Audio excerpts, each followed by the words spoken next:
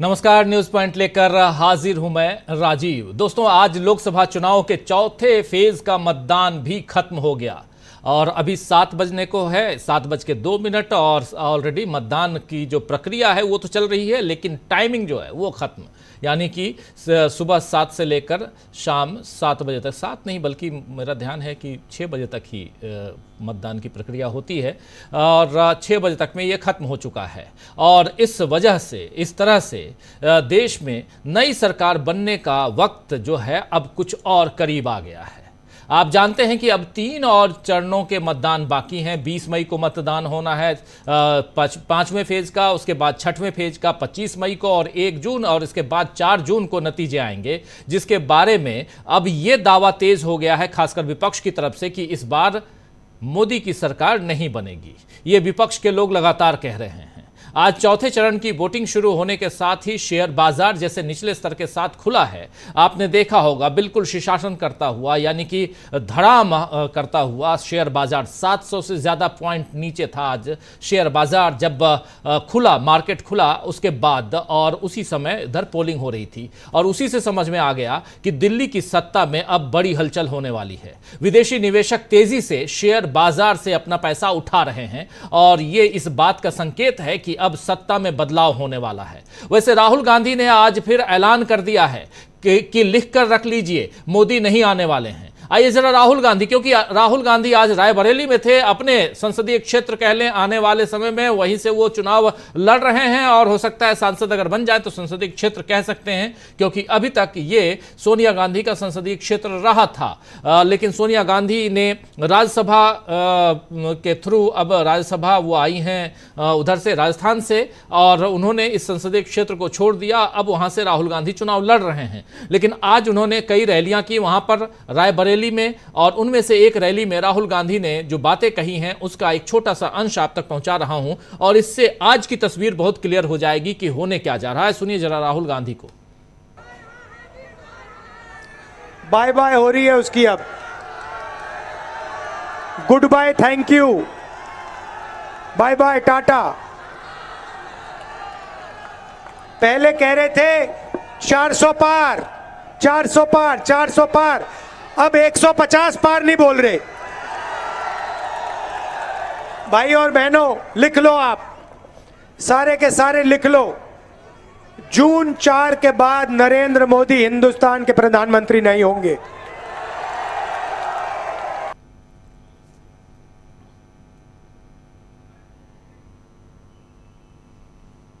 तो सुन रहे थे आप, लिख के रख लो, जून 4 के बाद नरेंद्र मोदी हिंदुस्तान के प्रधानमंत्री नहीं होंगे, ये कह रहे थे यहाँ राहुल गांधी। आपको बता दूं दोस्तों कि आज राहुल गांधी रायबरेली पहुंचे हुए थे, जहां से इस बार वो कांग्रेस के प्रत्याशी हैं। रायबरेली में 5वें चरण यानी 20 तारीख को मतदान है। अब तक यहां पर प्रियंका गांधी ही प्रचार का जिम्मा संभाल रही थी, लेकिन आज राहुल गांधी रायबरेली पहुंचे। अमेठी और रायबरेली दोनों क्षेत्रों में प्रियंका गांधी धुआंधार प्रचार कर रही हैं, आप देख रहे हैं। और आज जब राहुल गांधी अपने निर्वाचन क्षेत्र पहुंचे, जहां पर उनका भव्य स्वागत तो हुआ ही, और अपने भाषण में राहुल गांधी ने वही सारी बातें कही हैं वहां पर जो वो पूरे देश में करते आ रहे हैं। हाथ में संविधान की किताब लेकर राहुल गांधी अब मोदी के सत्ता से हटने की भविष्यवाणी कर रहे हैं। उधर झारखंड में आज मल्लिकार्जुन खड़गे ने इंडिया गठबंधन के लिए प्रचार किया, तो वहां उन्होंने भी संविधान की ताकत लोगों को समझाई है। और वहीं नरेंद्र मोदी भी आज अपने निर्वाचन क्षेत्र वाराणसी पहुंचे हुए हैं, जहां उन्होंने रोड शो किया। अभी से थोड़ी देर पहले वो रोड शो करते हुए दिखाई दे रहे थे और कल सुबह वो नामांकन करेंगे। 11:40 पर नरेंद्र मोदी कल अपने निर्वाचन क्षेत्र वाराणसी से नामांकन दाखिल करेंगे। मोदी पहले 2 बार वाराणसी से सांसद रह चुके हैं। 2014 में आए थे, जब उन्होंने एक डायलॉग बोला था कि मैं यहां आया नहीं बल्कि मां गंगा ने बुलाया है, आपको याद होगा।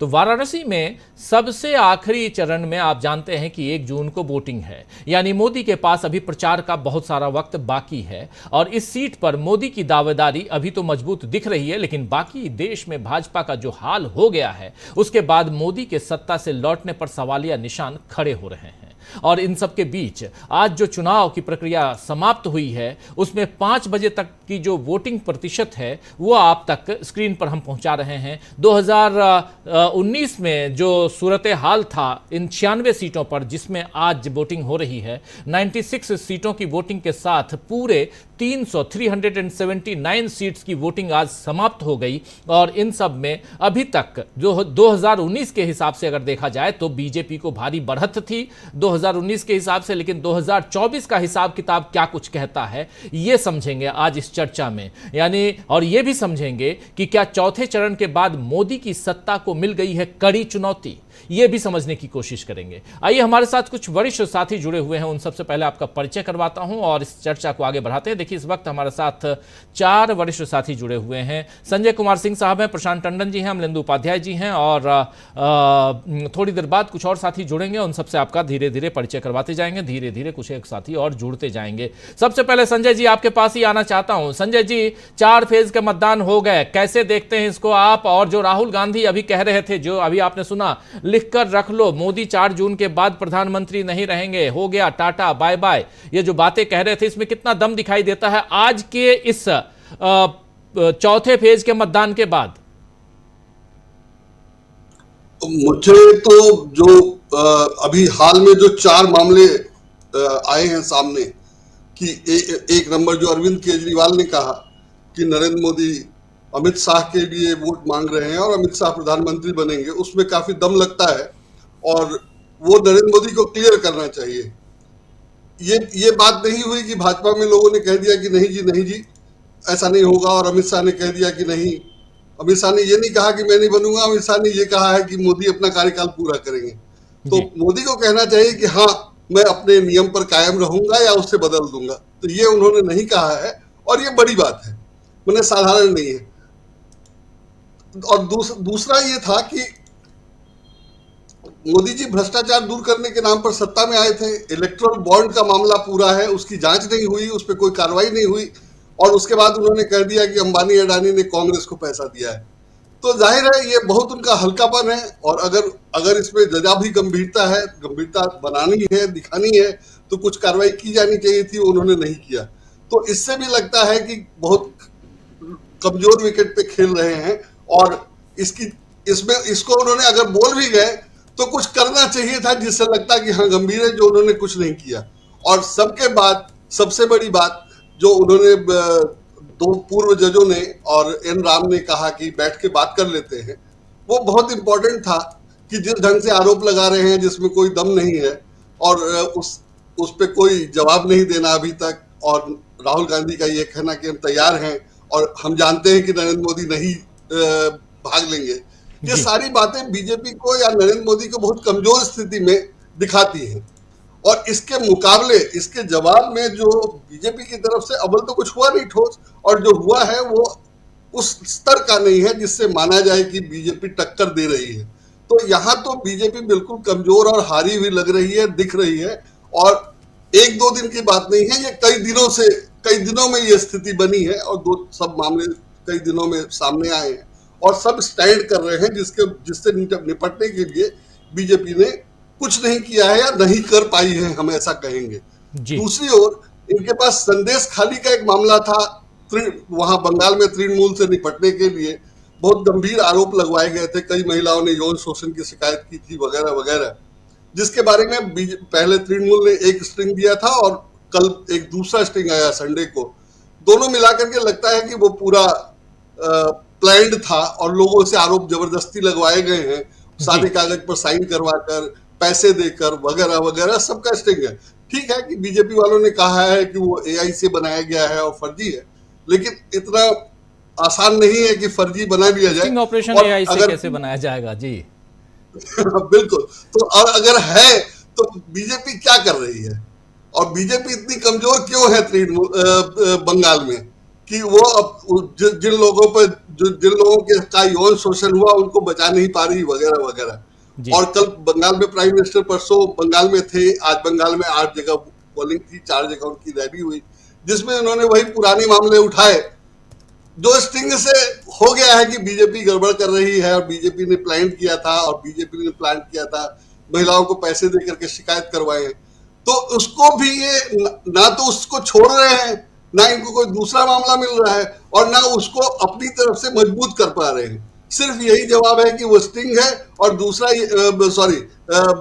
AI से बनाया गया है, फर्जी है, और दूसरा ये कि ये क्या कहते हैं कि उसमें जो है दबाव डाल करके शिकायत वापस लेने के लिए कहा जा रहा है। तो जब आरोप ये है कि दबाव डाल के पैसे दे के शिकायत करवाए गए, तो आप कह रहे हैं कि दबाव डाल के पैसे दे के शिकायत वापस करवाया जा रहा है, तो बात बनती नहीं है। और इतनी बड़ी पार्टी, जो इतनी ताकतवर पार्टी, और उसको इस तरह के हल्के फुल्के आरोप लगाने पड़े, और आरोप का इस तरह से खंडन हो जाए, वो कुछ कर नहीं पाए, जो उसके लोग हैं उनको वो बचाव नहीं कर पाए, उनको सुरक्षा ना दे पाए, तो मुझे लगता है कि बहुत कमजोर स्थिति में दिख रही है बीजेपी, और ये इसकी रणनीति की कमी है। इसको मतलब कुछ दूसरा मामला ले लेना चाहिए था, या इसको छोड़ देना चाहिए था, जो सब वो कर नहीं पा रही है क्योंकि उसके पास कुछ दूसरा है नहीं, कोई तैयारी नहीं है या कोई मामला नहीं है। तो सब मिलाकर मुझे लग रहा है कि बहुत कमजोर स्थिति में, इसमें कोई भी पार्टी, अगर नरेंद्र मोदी राहुल गांधी के साथ बैठकर बात नहीं कर सकते हैं, तो किसी और को सामने कर देना चाहिए था। इतना तो करना ही चाहिए। आएंगे उस पे भी आएंगे संजय जी, आएंगे उस पे जी, उस पे भी आएंगे संजय जी, बिल्कुल आप सही कह रहे हैं। थोड़ा सा रोकना चाहूंगा संजय जी। और चौथे चरण के बाद कहां की परिस्थितियां किस तरफ जा रही हैं? क्या ये चुनाव अब स्पष्ट हो गया है, साफ हो गया है, क्लियर हो गया है कि मैंडेट किसकी तरफ है? ये समझने की कोशिश करते हैं। हमारे साथ 3 और साथी जुड़ गए हैं। सुनील शुक्ला जी जुड़ गए हैं हमारे साथ राहुल लाल जी जुड़ गए हैं, और डॉक्टर प्रकाश हिंदुस्तानी जी जुड़ गए हैं। आप सबका स्वागत है, इस्तकबाल है। सुनील शुक्ला जी, आपके पास आना चाहता हूं। चौथा फेज खत्म हो चुका है, लाइनें लगी हुई हैं, तो वो मतदान की प्रक्रिया वहां चल रही है, लाइनें नहीं है तो समाप्त हो चुका है। और यहां से अब क्या कहा जाए? क्या 379 सीट्स पे जो मतदान हो गए, इसके बाद तस्वीर को साफ देखा जा सकता है, रुझान को समझा जा सकता है? क्या कुछ आप देख रहे हैं? और राहुल गांधी जो दावे कर रहे हैं कि पहले 400 की बात करते थे, अब 150 तक की बात नहीं कर रहे हैं, और साथ साथ ये कह रहे हैं कि हो गया, टाटा बाय बाय, और लिखकर रख लो कि 4 जून के बाद प्रधानमंत्री नरेंद्र मोदी नहीं रहेंगे। अब यहां से क्या ये राहुल गांधी की जो बात है, इसमें भी कोई दम दिखाई देता है? और क्या यहां से एक तस्वीर साफ हो रही है कि हां, 4 जून को हम कैसी सरकार, किसकी सरकार देखने जा रहे हैं? सुनील शुक्ला जी। धन्यवाद राजीव जी। यह तो तथ्य है कि भारतीय जनता पार्टी के पक्ष में कोई लहर नहीं है। यह भी तथ्य है कि मतदान, मतदाता और मतदान का परिवेश पूरी तरह से शांत है। यह भी एक तथ्य है कि हिंदुत्व का एजेंडा नहीं चल रहा है। यह भी एक तथ्य है कि राम मंदिर का मुद्दा कहीं से भी लोगों को आकर्षित नहीं कर रहा है। और यह भी एक तथ्य है कि 370 जहां से हटाई गई, वहां भारतीय जनता पार्टी चुनाव नहीं लड़ रही है। इन तमाम चीजों पर ही स्पष्ट हो जाता है कि भारतीय जनता पार्टी है कहां। अगर भारतीय जनता आप किसी भी राज्य का उदाहरण ले लीजिए, मैं गुजरात की बात नहीं कर रहा हूं, मध्य प्रदेश भी कमों के बेस उसका प्रयोगशाला हो गई है, अन्यथा अन्य किसी भी राज्य में भारतीय जनता पार्टी वहां कभी चुनाव नहीं जीती जब तक कोई लहर नहीं थी, उसके पक्ष में कोई माहौल नहीं था। सामान्य राजनीतिक माहौल में किसी भी राज्य में इस भारतीय जनता पार्टी को कभी सफलता नहीं मिली। आप कर्नाटक देख लीजिए, आप बिहार देख लीजिए, आप उत्तर प्रदेश देख लीजिए, आप महाराष्ट्र देख लीजिए। गुजरात में 2002 के बाद से एक निश्चित रूप से उन्होंने एक राजनीतिक कौशल से एक अपनी स्थिति मजबूत की है, और उनके साथ एक जन समर्थन है, और लगातार दिखाई पड़ रहा है। लेकिन बाकी जगहों पर तो नहीं दिखाई पड़ रहा। और अगर कोई लहर नहीं है, उनका मतदाता बहुत उत्साहित नहीं है, तो फिर ये लगता है कि 2019 में जो सफलताएं मिली थी, वह सफलता तो नहीं मिलने जा रही है। 2019 के चुनाव में भी 48 सीटें एनडीए को मिली थी 2019 में, और 42 से ज्यादा सीटें रीजनल पार्टीज को मिली थी। जबकि उस समय राष्ट्रवाद की लहर थी, उस समय पुलवामा और बालाकोट का माहौल था, मोदी जी को दोबारा सत्ता सौंपने के लिए तमाम तरह के प्रयास किए जा रहे थे। बावजूद इसके कम से कम उत्तर प्रदेश के ये हमारी जो 13 सीटें हैं, उसमें कई सीटें ऐसी हैं, कन्नौज सहित कई सीटें हैं जहां बहुत ही क्लोज कंटेस्ट रहा है। झारखंड में खूंटी और लोहरदगा दोनों में बहुत क्लोज कंटेस्ट रहा है। और अर्जुन मुंडा कितने 3 बार की मतगणना के बाद जीते थे। जी। कोई ऐसा नहीं था। आप पश्चिम बंगाल में आप दार्जिलिंग की सीट याद कर लीजिए, एस अहलुवालिया साहब कोई बड़ी भारी मार्जिन थोड़ी जीते थे। दुर्गापुर से, दार्जिलिंग छोड़ करके दुर्गापुर से चुनाव लड़ने के लिए आए थे। बोलपुर जैसी ऐसी सीट है जहां कहीं भारतीय जनता पार्टी का खाता तक नहीं खुला। तो ये तमाम तथ्य बताते हैं आपको कि आखिर इस चौथे चरण की में स्थिति है क्या। मतदान की स्थिति आप देख लीजिए, कोई भी ऐसा राज्य नहीं है जो आप मैंने पश्चिम बंगाल को छोड़ करके जहां पे मतदान आपको संतोष दे, जबकि वहां भारतीय जनता पार्टी को भी अपनी प्रतिष्ठा बचानी है और टीएमसी को अपने खोई हुई जमीन को वापस लेना है। हालांकि जितने जगहों पे चुनाव हो रहा है वहां वो सब टीएमसी की गढ़ है। एक केवल रानाघाट एक ऐसी जगह है जहां पे कभी टीएमसी जीती नहीं है। बाकी तमाम जितने भी संसदीय क्षेत्र हैं वहां पे टीएमसी की मजबूत स्थिति है। और विधानसभा के चुनाव में जो 2022 के चुनाव हुआ, उस चुनाव में लगभग हर जगह, ये रानाघाट को छोड़ करके लगभग हर जगह टीएमसी ने अपनी मजबूत उपस्थिति दर्ज की है। कई जगहों पर पूरी की पूरी सीट जीत लिया है। तो उत्तर प्रदेश में अगर आप देखिए 13 की 13 सीटें जीती थी भारतीय जनता पार्टी 2019 के चुनाव में। 2022 के विधानसभा के चुनाव में 4 संसदीय सीटें ऐसी हैं जहां पे समाजवादी पार्टी ने अपनी मजबूत उपस्थिति दर्ज की है, जिसमें कन्नौज शामिल है, सीतापुर शामिल है, इटावा शामिल है और कानपुर शामिल है।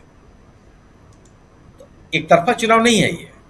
पर आप चुनाव आज ये चुनाव किसी लहर पर नहीं है बल्कि मुद्दों पे है, और जो मुद्दे जनता के बीच से उठे हुए हैं उसका कोई जवाब बीजेपी के पास नहीं है।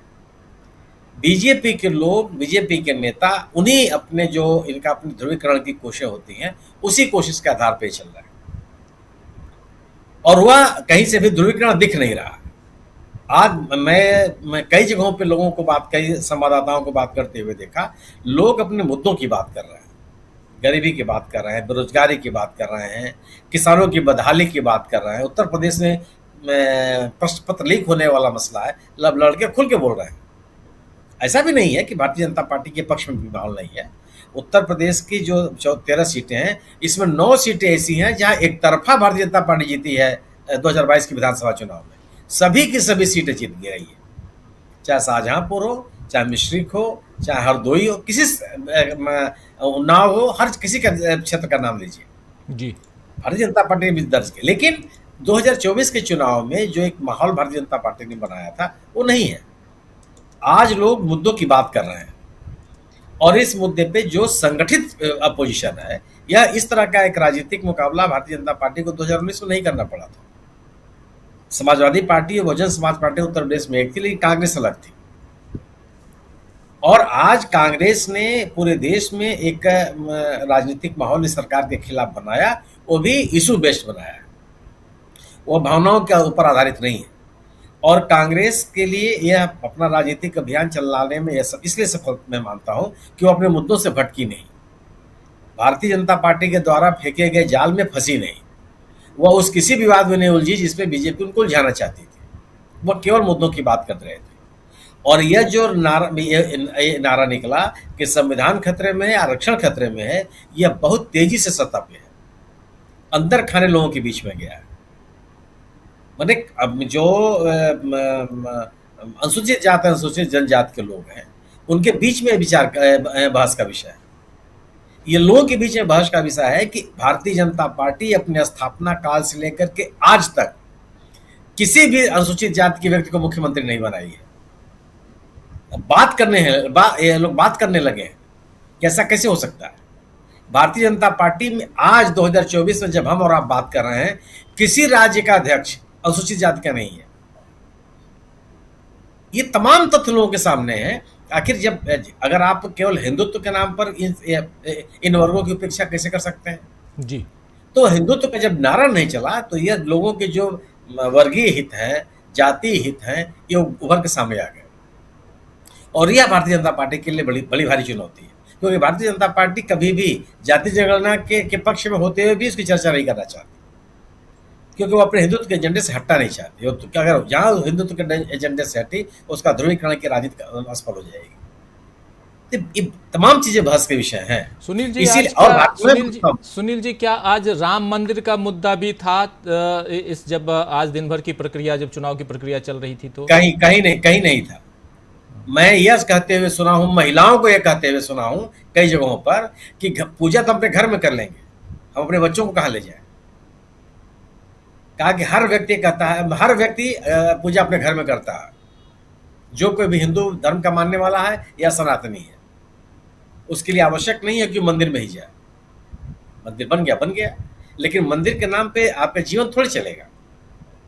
ये विषय लोगों ने बात कही और ये दिख रहा है। उत्तर प्रदेश में फैजाबाद से सटे हुए आज के अयोध्या से आपके पास के जो क्षेत्र है, अब देखिएगा क्या स्थिति बन रही है। और दूसरी चीज, एक मुझे ये जो बात नहीं समझ में आई कि जीतती हुई पार्टी इस तरह से हिंसा थोड़े करती है, उसका कार्यकर्ता मारपीट थोड़े करता है। हमने तो कभी नहीं देखा। जो उम्मीदवार जीत रहा होता है, जो पार्टी जीत रही होती है, वो किसी भी तरह की हिंसा में इन्वॉल्व नहीं होती। वह अब हिंसा को टालती है, मारपीट से अलग होती है और अपने लोगों को, अपने मतदाताओं को ला कर वोट डलवाती है। झगड़ा करना काम नहीं है ये कहीं। और बड़ा मुझे आश्चर्य है कि प्रतापगढ़ में कल अमित शाह जी के सभा में एक पत्रकार को लोगों ने पीटना शुरू कर दिया। रायबरेली में जी, रायबरेली मतलब कोई आत्मविश्वास से भरे हुए लोगों का आचरण थोड़े है। आज जौनपुर में एक घटना घट गई। कौन लोग हैं और क्यों कर रहे हैं? चौथे चरण का यह चुनाव, मेरा अपना मानना यह है कि किसी भी राज्य में भारतीय जनता पार्टी कंफर्टेबल नहीं है। और उत्तर प्रदेश में तो मैं इसलिए भी कह सकता हूं कि ये अपने प्रत्याशियों को बदलने का भी साहस नहीं कर पाई। 13 जगह जहां पे इस चरण में चुनाव हुआ है, इसमें केवल 2 जगह उम्मीदवार बदले गए। एक बदला गया इटावा में, और इटावा में उस उम्मीदवार को लाया गया जो 2014 का चुनाव लड़ चुके थे, डॉक्टर रमाशंकर कठेरिया साहब। और कानपुर में बदली गई, पचौरी साहब की जगह पे रमेश अवस्थी को लाया गया। बाकी सभी उम्मीदवार वही हैं जो 2019 के चुनाव में जीत दर्ज किए थे। एंटी इनकम्बेंसी को कम करने का भारतीय जनता पार्टी का बहुत ही ट्रस्टेड फार्मूला रहा है कि कैंडिडेट बदल दो, लेकिन पार्टी को भी लगने लगा कि कैंडिडेट बदलने पर विद्रोह की स्थिति भी होती है, और ये सामने आया। भदोही में भारतीय जनता पार्टी ने अपने वर्तमान सांसद को टिकट नहीं दिया। कल उन्होंने पार्टी छोड़ दी, इस्तीफा दे दिया, और समाजवादी पार्टी ने उनको अनुप्रिया पटेल के खिलाफ मिर्जापुर से उम्मीदवार बना दिया। ये भारतीय जनता पार्टी में नहीं होता था। भारतीय जनता पार्टी में जिसको जहां कह दिया गया वो अपना चुपचाप है। आपके सामने है ये, शिवराज सिंह चौहान साहब सामने हैं, रमन सिंह जी आपके सामने हैं, वसुंधरा जी आपके सामने हैं, सब लोग आपके सामने हैं। इस बार भी कई गौतम गंभीर से लेकर तमाम लोगों को देखिए, सब पहले लिख के दे दिए कि हम चुनाव नहीं लड़ रहे हैं। गौतम गंभीर छोड़ दीजिए साहब, डॉक्टर हर्षवर्धन की बात कीजिए आप जी। डॉक्टर हर्षवर्धन उस समय के नेता हैं जब आज का केंद्रीय नेतृत्व अस्तित्व भी नहीं रहा होगा। ये लोग भारतीय जनता पार्टी के दिल्ली में चेहरा थे, उनका टिकट कट गया, और कोई उन्होंने लिखा दिया कि नहीं हमको चुनाव नहीं लड़ना। आप गुजरात में लोगों की चिट्ठियां हैं कि साहब मुझे चुनाव नहीं लड़ना। वीके सिंह साहब जो भारतीय सेना का नेतृत्व कर चुके हैं, उन्होंने लिख के दे दिया कि हम चुनाव नहीं लड़ेंगे। होता है कहीं? इतने लोगों ने लिख करके दे दिया कि हम चुनाव नहीं लड़ेंगे, इस पर किसी ने बहस नहीं की। पूरी के कांग्रेस के उम्मीदवार ने कह दिया कि हम नहीं लड़ना चाहते, हमारे पास संसाधन नहीं है। बहस छिड़ गई कि क्या हो रहा है, कांग्रेस तो गई रसातल में। तो ये तो नैरेटिव बनाने की बात है।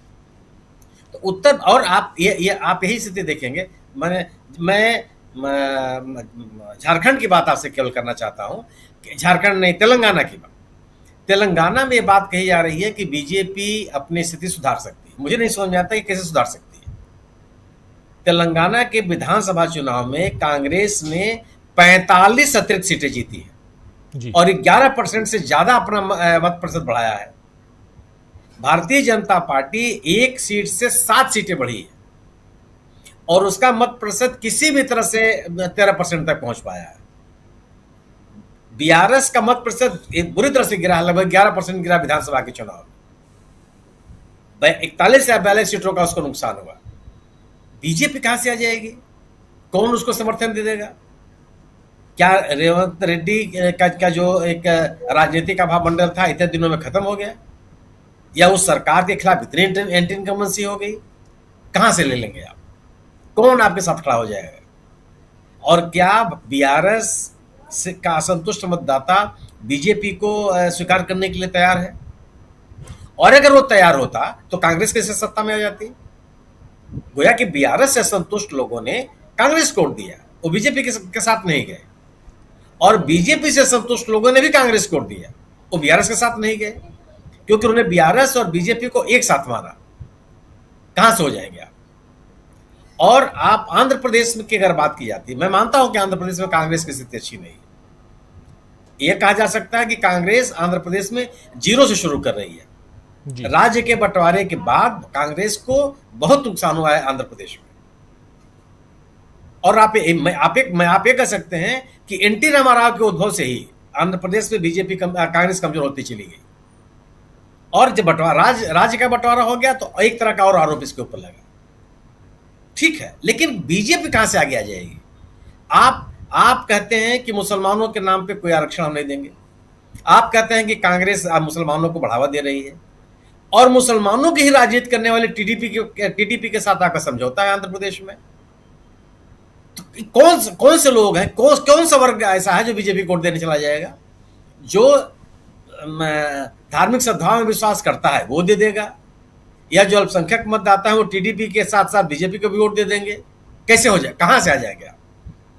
किस तरह की राजनीति हो जाएगी? वो इतने कंट्राडिक्शन के साथ भी अगर कोई कहता है कि भारतीय जनता पार्टी आंध्र प्रदेश में अपनी स्थिति बेहतर कर सकती है, तो मुझे तो बात नहीं समझ में आती। दक्षिण के राज्यों की स्थिति है, आप इधर अगर आप आ जाइए उत्तर की तरफ, तो उत्तर प्रदेश में मैं विश्वास पूर्वक कह सकता हूं कि 2019 का इतिहास नहीं दोहराया जाना जी। कितना नुकसान होगा यह कहना मुश्किल है, ये तो 4 को ही पता चलेगा, लेकिन नुकसान होगा भारतीय जनता पार्टी। झारखंड में भी नुकसान होगा, बिहार में भी नुकसान होगा। बिहार में केवल उजियारपुर को छोड़ के कौन सी ऐसी सीट है जहां पे बीजेपी का बहुत बड़ा दावा है? उजियारपुर में निश्चित रूप से जब से वो सीट बनी है तब से बीजेपी का कब्जा हुआ। और बाकी जगहों पर मतलब समस्तीपुर में क्या कोई बहुत बड़े अंतर से चुनाव जीते हैं? सवाल ये केवल यह है कि और आरजेडी और कांग्रेस और सीपीआई ने जिन राज्यों में, जिन संसदीय क्षेत्रों में चुनाव हो रहा है, उससे बहुतों पर भी ताकत बढ़ाई है विधानसभा के चुनाव में। एलजेपी और जेडीयू के कार्यकर्ताओं के बीच में कोई तालमेल नहीं हो पा रहा है। आप अगर सहानुभूति का लाभ अगर चिराग पासवान को मिलेगा तो समस्तीपुर वाले कांग्रेस के उम्मीदवार को क्यों नहीं मिलेगा? जी, केवल एक फार्मूला एक के लिए लागू होगा, दूसरे के लिए लागू नहीं होगा। जो कंट्राडिक्शंस बिहार में है, कहां कितनी सीटें आप जीत लेंगे? पश्चिम बंगाल की आपकी स्थिति सामने है जी। मैं एक बात कह सकता हूं, जो बुरहानपुर के बारे में कहा जा रहा था कि चौधरी साहब वहां इस बार अपनी सीट बचा पाए कि नहीं। जो बयान अभी हाल में आया, मतलब कल या परसों का बयान है, जो बीजेपी के टीएमसी के वहां उम्मीदवार हैं यूनुस पठान, उन्होंने सम्मानित प्रधानमंत्री जी की तारीफ की। आप प्रधानमंत्री जी की तारीफ करेंगे, गुजरात से आपके कनेक्शन का गर्व भी महसूस करेंगे, इस गर्व के नाते आप प्रधानमंत्री जी की लोकप्रियता पर आप यकीन भी करेंगे, और आप अल्पसंख्यकों के वोटों में बंटवारा भी कर देंगे। ये तो राजनीतिक तथ्य समझ से परे है। पांच बार लगातार जीते हैं वो, और इस बार 6वीं बार चुनाव लड़ रहे हैं। मुझे नहीं लगता कि उनको कोई नुकसान होने वाला है। ये जरूर है कि टीएमसी लगभग हर संसदीय क्षेत्र में, राणा घाट को छोड़ देता हूं मैं, कोई ऐसा क्षेत्र नहीं है जहां बीजेपी को मजबूत चुनौती नहीं दे रही है। मजबूत मतलब अगर वो उसे सीटें छीन लेती है तो किसी को आश्चर्य नहीं होना चाहिए। जी, उस पर दोबारा आता हूं, आपके पास दोबारा आऊंगा। बिहार और वेस्ट बंगाल, पश्चिम बंगाल, इस पे दोबारा आपसे चर्चा करूंगा ज़रूर, थोड़ा सा और अंदर चल के, और फिर हम लोग उड़ीसा की भी बात करेंगे। आना चाहता हूं राहुल लाल जी पहले आपके पास। राहुल लाल जी, ज़रा झारखंड भी चलना चाहता हूं। झारखंड की 4 सीटों पे आज पोलिंग हो रही है और झारखंड के पूर्व मुख्यमंत्री जेल में हैं। उनका केस भी आज सुप्रीम कोर्ट में उसकी सुनवाई हो रही थी। अब अगली सुनवाई 17 तारीख को है और वहां पर यही डिमांड की गई है कि जैसे अरविंद केजरीवाल को अभी चुनाव प्रचार के लिए अंतरिम जमानत दी गई है, वैसे ही इनको भी अंतरिम जमानत दी जाए। 17 तारीख को सुनवाई है, यानी इसी शुक्रवार को। देखा जाएगा उसमें क्या कुछ आता है। लेकिन उससे पहले झारखंड में भी बहुत अच्छी हालत थी बीजेपी की पिछली दफा। 14 सीटें हैं, 14 में से 11 सीटें जो हैं इनके पास थीं, बीजेपी के पास थीं। लेकिन और आज जो वोटिंग हो रही है उसमें से 3 सीटें उनके पास थी, 2 सीट थी, 2। लेकिन अब क्या लगता है आपको आज की वोटिंग? और इसके बाद जरा आप दूसरे राज्यों की तरफ भी बढ़िए, लेकिन झारखंड थोड़ा सा आपसे समझना चाहता हूं। राजीव जी, झारखंड में भारतीय जनता पार्टी की अगर हम लोग मजबूती की बात करें तो वो मजबूत जो है कि केवल 2014 या 19 में नहीं रही है बीजेपी। 2009 में जब एक तरह से अधिकांश जगह पे कांग्रेस की कांग्रेस के प्रदर्शन को हम लोग देखें, काफी शानदार प्रदर्शन था उस समय। वो रिपीट भी की थी 2004 की सरकार 2009 में। तो झारखंड में उस जमाने से बीजेपी मजबूत है।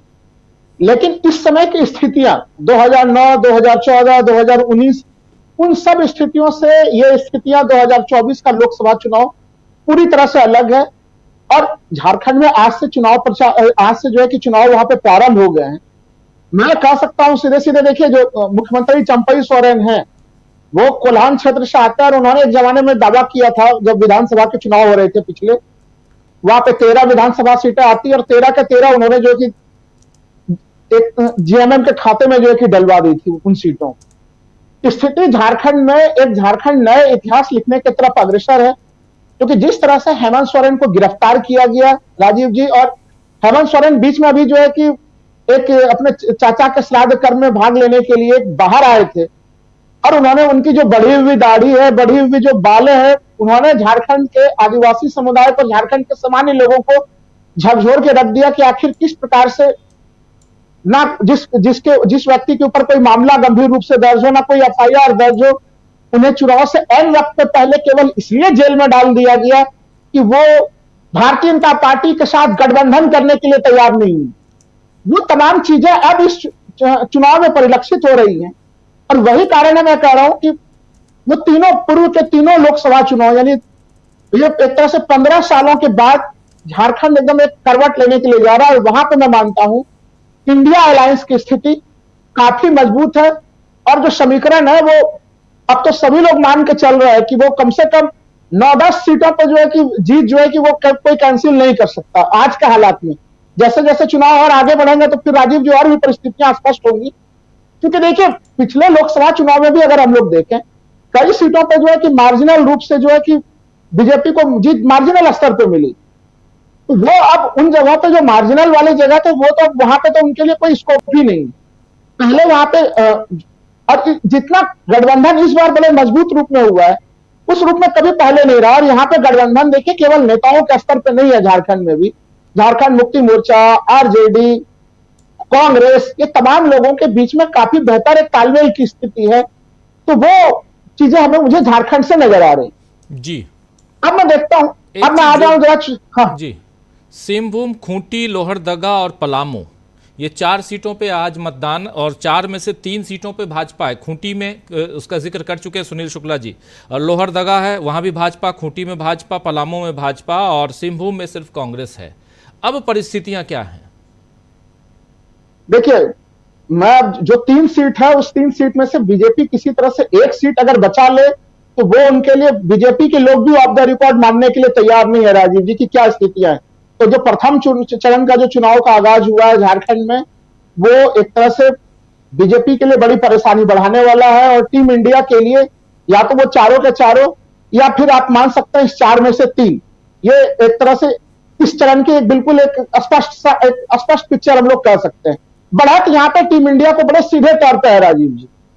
और ये तो है झारखंड की स्थिति, जहां पे मैंने पहले ही बोला था कि झारखंड का इफेक्ट केवल जो लोग झारखंड तक मान रहे थे कि हेमंत सोरेन जेल के भीतर हैं, वो एक अच्छी सरकार वो चला रहे थे, उसका प्रभाव, उसका दुष्प्रभाव जो है कि दूसरे जगहों पर भी भारतीय जनता पार्टी को झेलने की जरूरत पड़ रही है। और वो हम लोग देख रहे हैं कि चाहे वो दलित वर्ग हो, चाहे वो आदिवासी वर्ग हो, देश के दूसरे हिस्से तक में, यहां तक कि राजस्थान के चुनाव तक को भी इसने प्रभावित किया था। आप सोच लीजिए कहां झारखंड पूर्वी हिस्से में स्थित एक राज्य और कहां पे पश्चिमी भारत का राज्य राजस्थान, वहां तक इसके प्रभाव जो है कि उसके लपेटे हम लोगों ने देखा है राजीव जी। तो झारखंड का चुनाव तो काफी एक एक्स्ट्रा ऑर्डिनरी मार्ग पे चल चुका है, वो एक नए इतिहास लिखने की तरफ चल रहा है राजीव जी आज के संदर्भ में। दूसरा अब मैं आऊं कि अगर मैं कह रहा हूं कि अब अगर हम लोग देखिए दक्षिण के संदर्भ में तेलंगाना में बीजेपी के लोग जो दावे कर रहे हैं, जिसके बारे में सुनील शुक्ला जी भी चर्चा कर रहे थे कि वहां पे उनकी उपस्थिति मजबूत होगी। देखिए वो हर पार्टियां ये दावा जरूर करेंगी। वहां पे 4 लोकसभा सीटें भारतीय जनता पार्टी की 2019 में आई थी और उस हिसाब से तो फिर विपक्ष, वो उनको विपक्ष की भूमिका विधानसभा चुनाव में निभानी चाहिए थी। आज देखिए भारतीय जनता पार्टी के साथ समस्या क्या है, अगर कोई उसी चश्मे के साथ विश्लेषण करेंगे तो उन्हें यह चीज दिख रहा है कि उनके राजस्थान में उनके मुख्यमंत्री को लेकर एंटी इनकम्बेंसी फैक्टर है, उनके मध्य प्रदेश में भी उनके मुख्यमंत्री का प्रदर्शन कोई बेहतर नहीं है, छत्तीसगढ़ में भी बेहतर नहीं है। तो वो एक तरह से रिमोट कंट्रोल मुख्यमंत्री उन्होंने कुछ महीने पहले के चुनाव में दिए। क्या तेलंगाना में ये स्थिति है? रेवंत रेड्डी उस स्थिति में नहीं है वहां पे।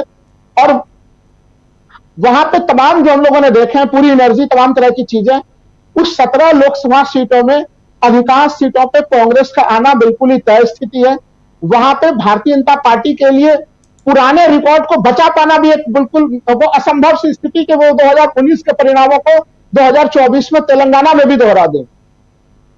तो ये तो देखिए तेलंगाना की स्थिति है। महाराष्ट्र देखिए, महाराष्ट्र अपने पैटर्न पे ही चल रहा है। वो आज भी वहां पे जो है कि महाराष्ट्र में भी इस चरण में 11 लोकसभा सीटों के लिए जो है कि चुनाव हुए हैं, वहां पे भी एक तरह से जिस तरह से असली शिवसेना को नकली घोषित करने का प्रयास हुआ, असली एनसीपी को नकली घोषित करने के प्रयास हुए, और जो तमाम दूसरे मुद्दे रहे, वो कहीं न कहीं राज्य सरकार के संचालन में जरूर जो है कि भारतीय जनता पार्टी और शिंदे सरकार आगे दिख रही है।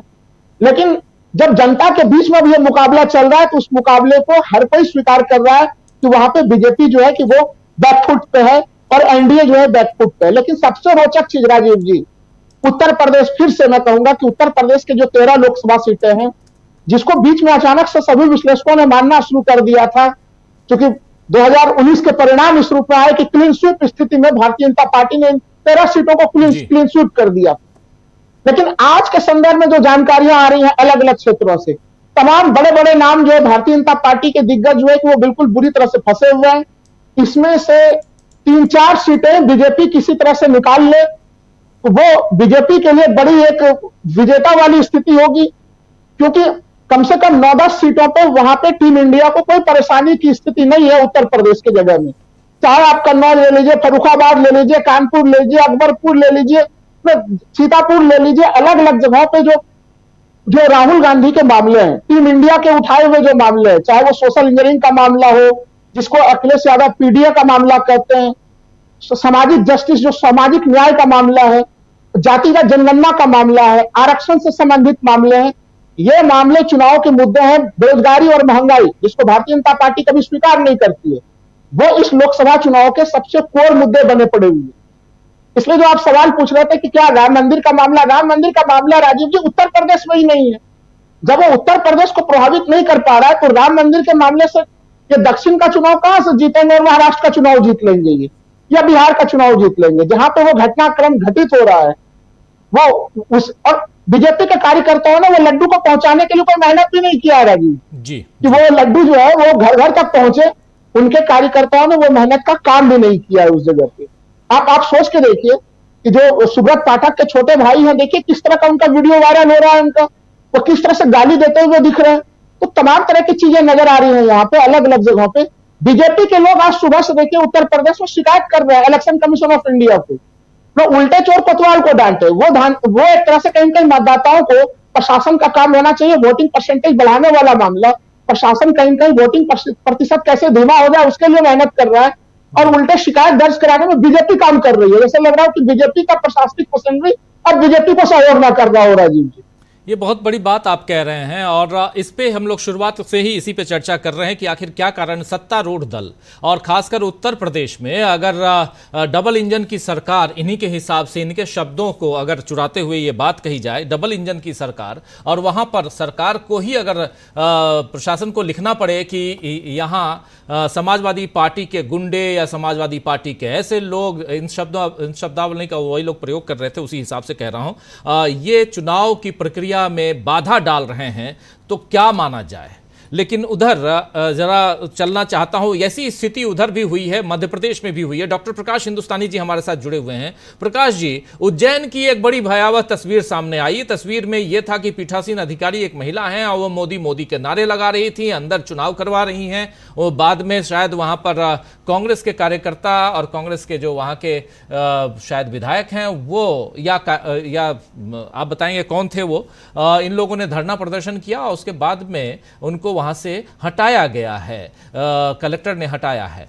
क्या बातें थी? और चूंकि मालवा रीजन पूरा का पूरा आता तो है, अभी तक तो यही माना जाता है कि एक गढ़ है संघ का, बीजेपी का, और वहां पर भी परिस्थितियां शुरुआत से ही, और इंदौर चूंकि आपका ऑलरेडी होम टाउन है, उस हिसाब से भी देखें कि इंदौर में भी परिस्थिति बदली हुई नजर आई। क्या कुछ आज है? और मध्य प्रदेश की तस्वीर भी जरा आपके जरिए समझना चाहता हूं। हम अलग अलग राज्यों की तस्वीर के जरिए यह समझना चाहते हैं कि ये जो आज का चुनाव है वो किस दिशा में गया है। 379 सीट्स पे पोलिंग हो चुकी है और उसके बाद एक क्लियर पिक्चर साफ है, क्लियर है पिक्चर। उस पिक्चर को इस कार्यक्रम के अंत तक और साफ करने की कोशिश करेंगे। लेकिन डॉक्टर प्रकाश हिंदुस्तानी जी, क्या कुछ आपके नजरिए से?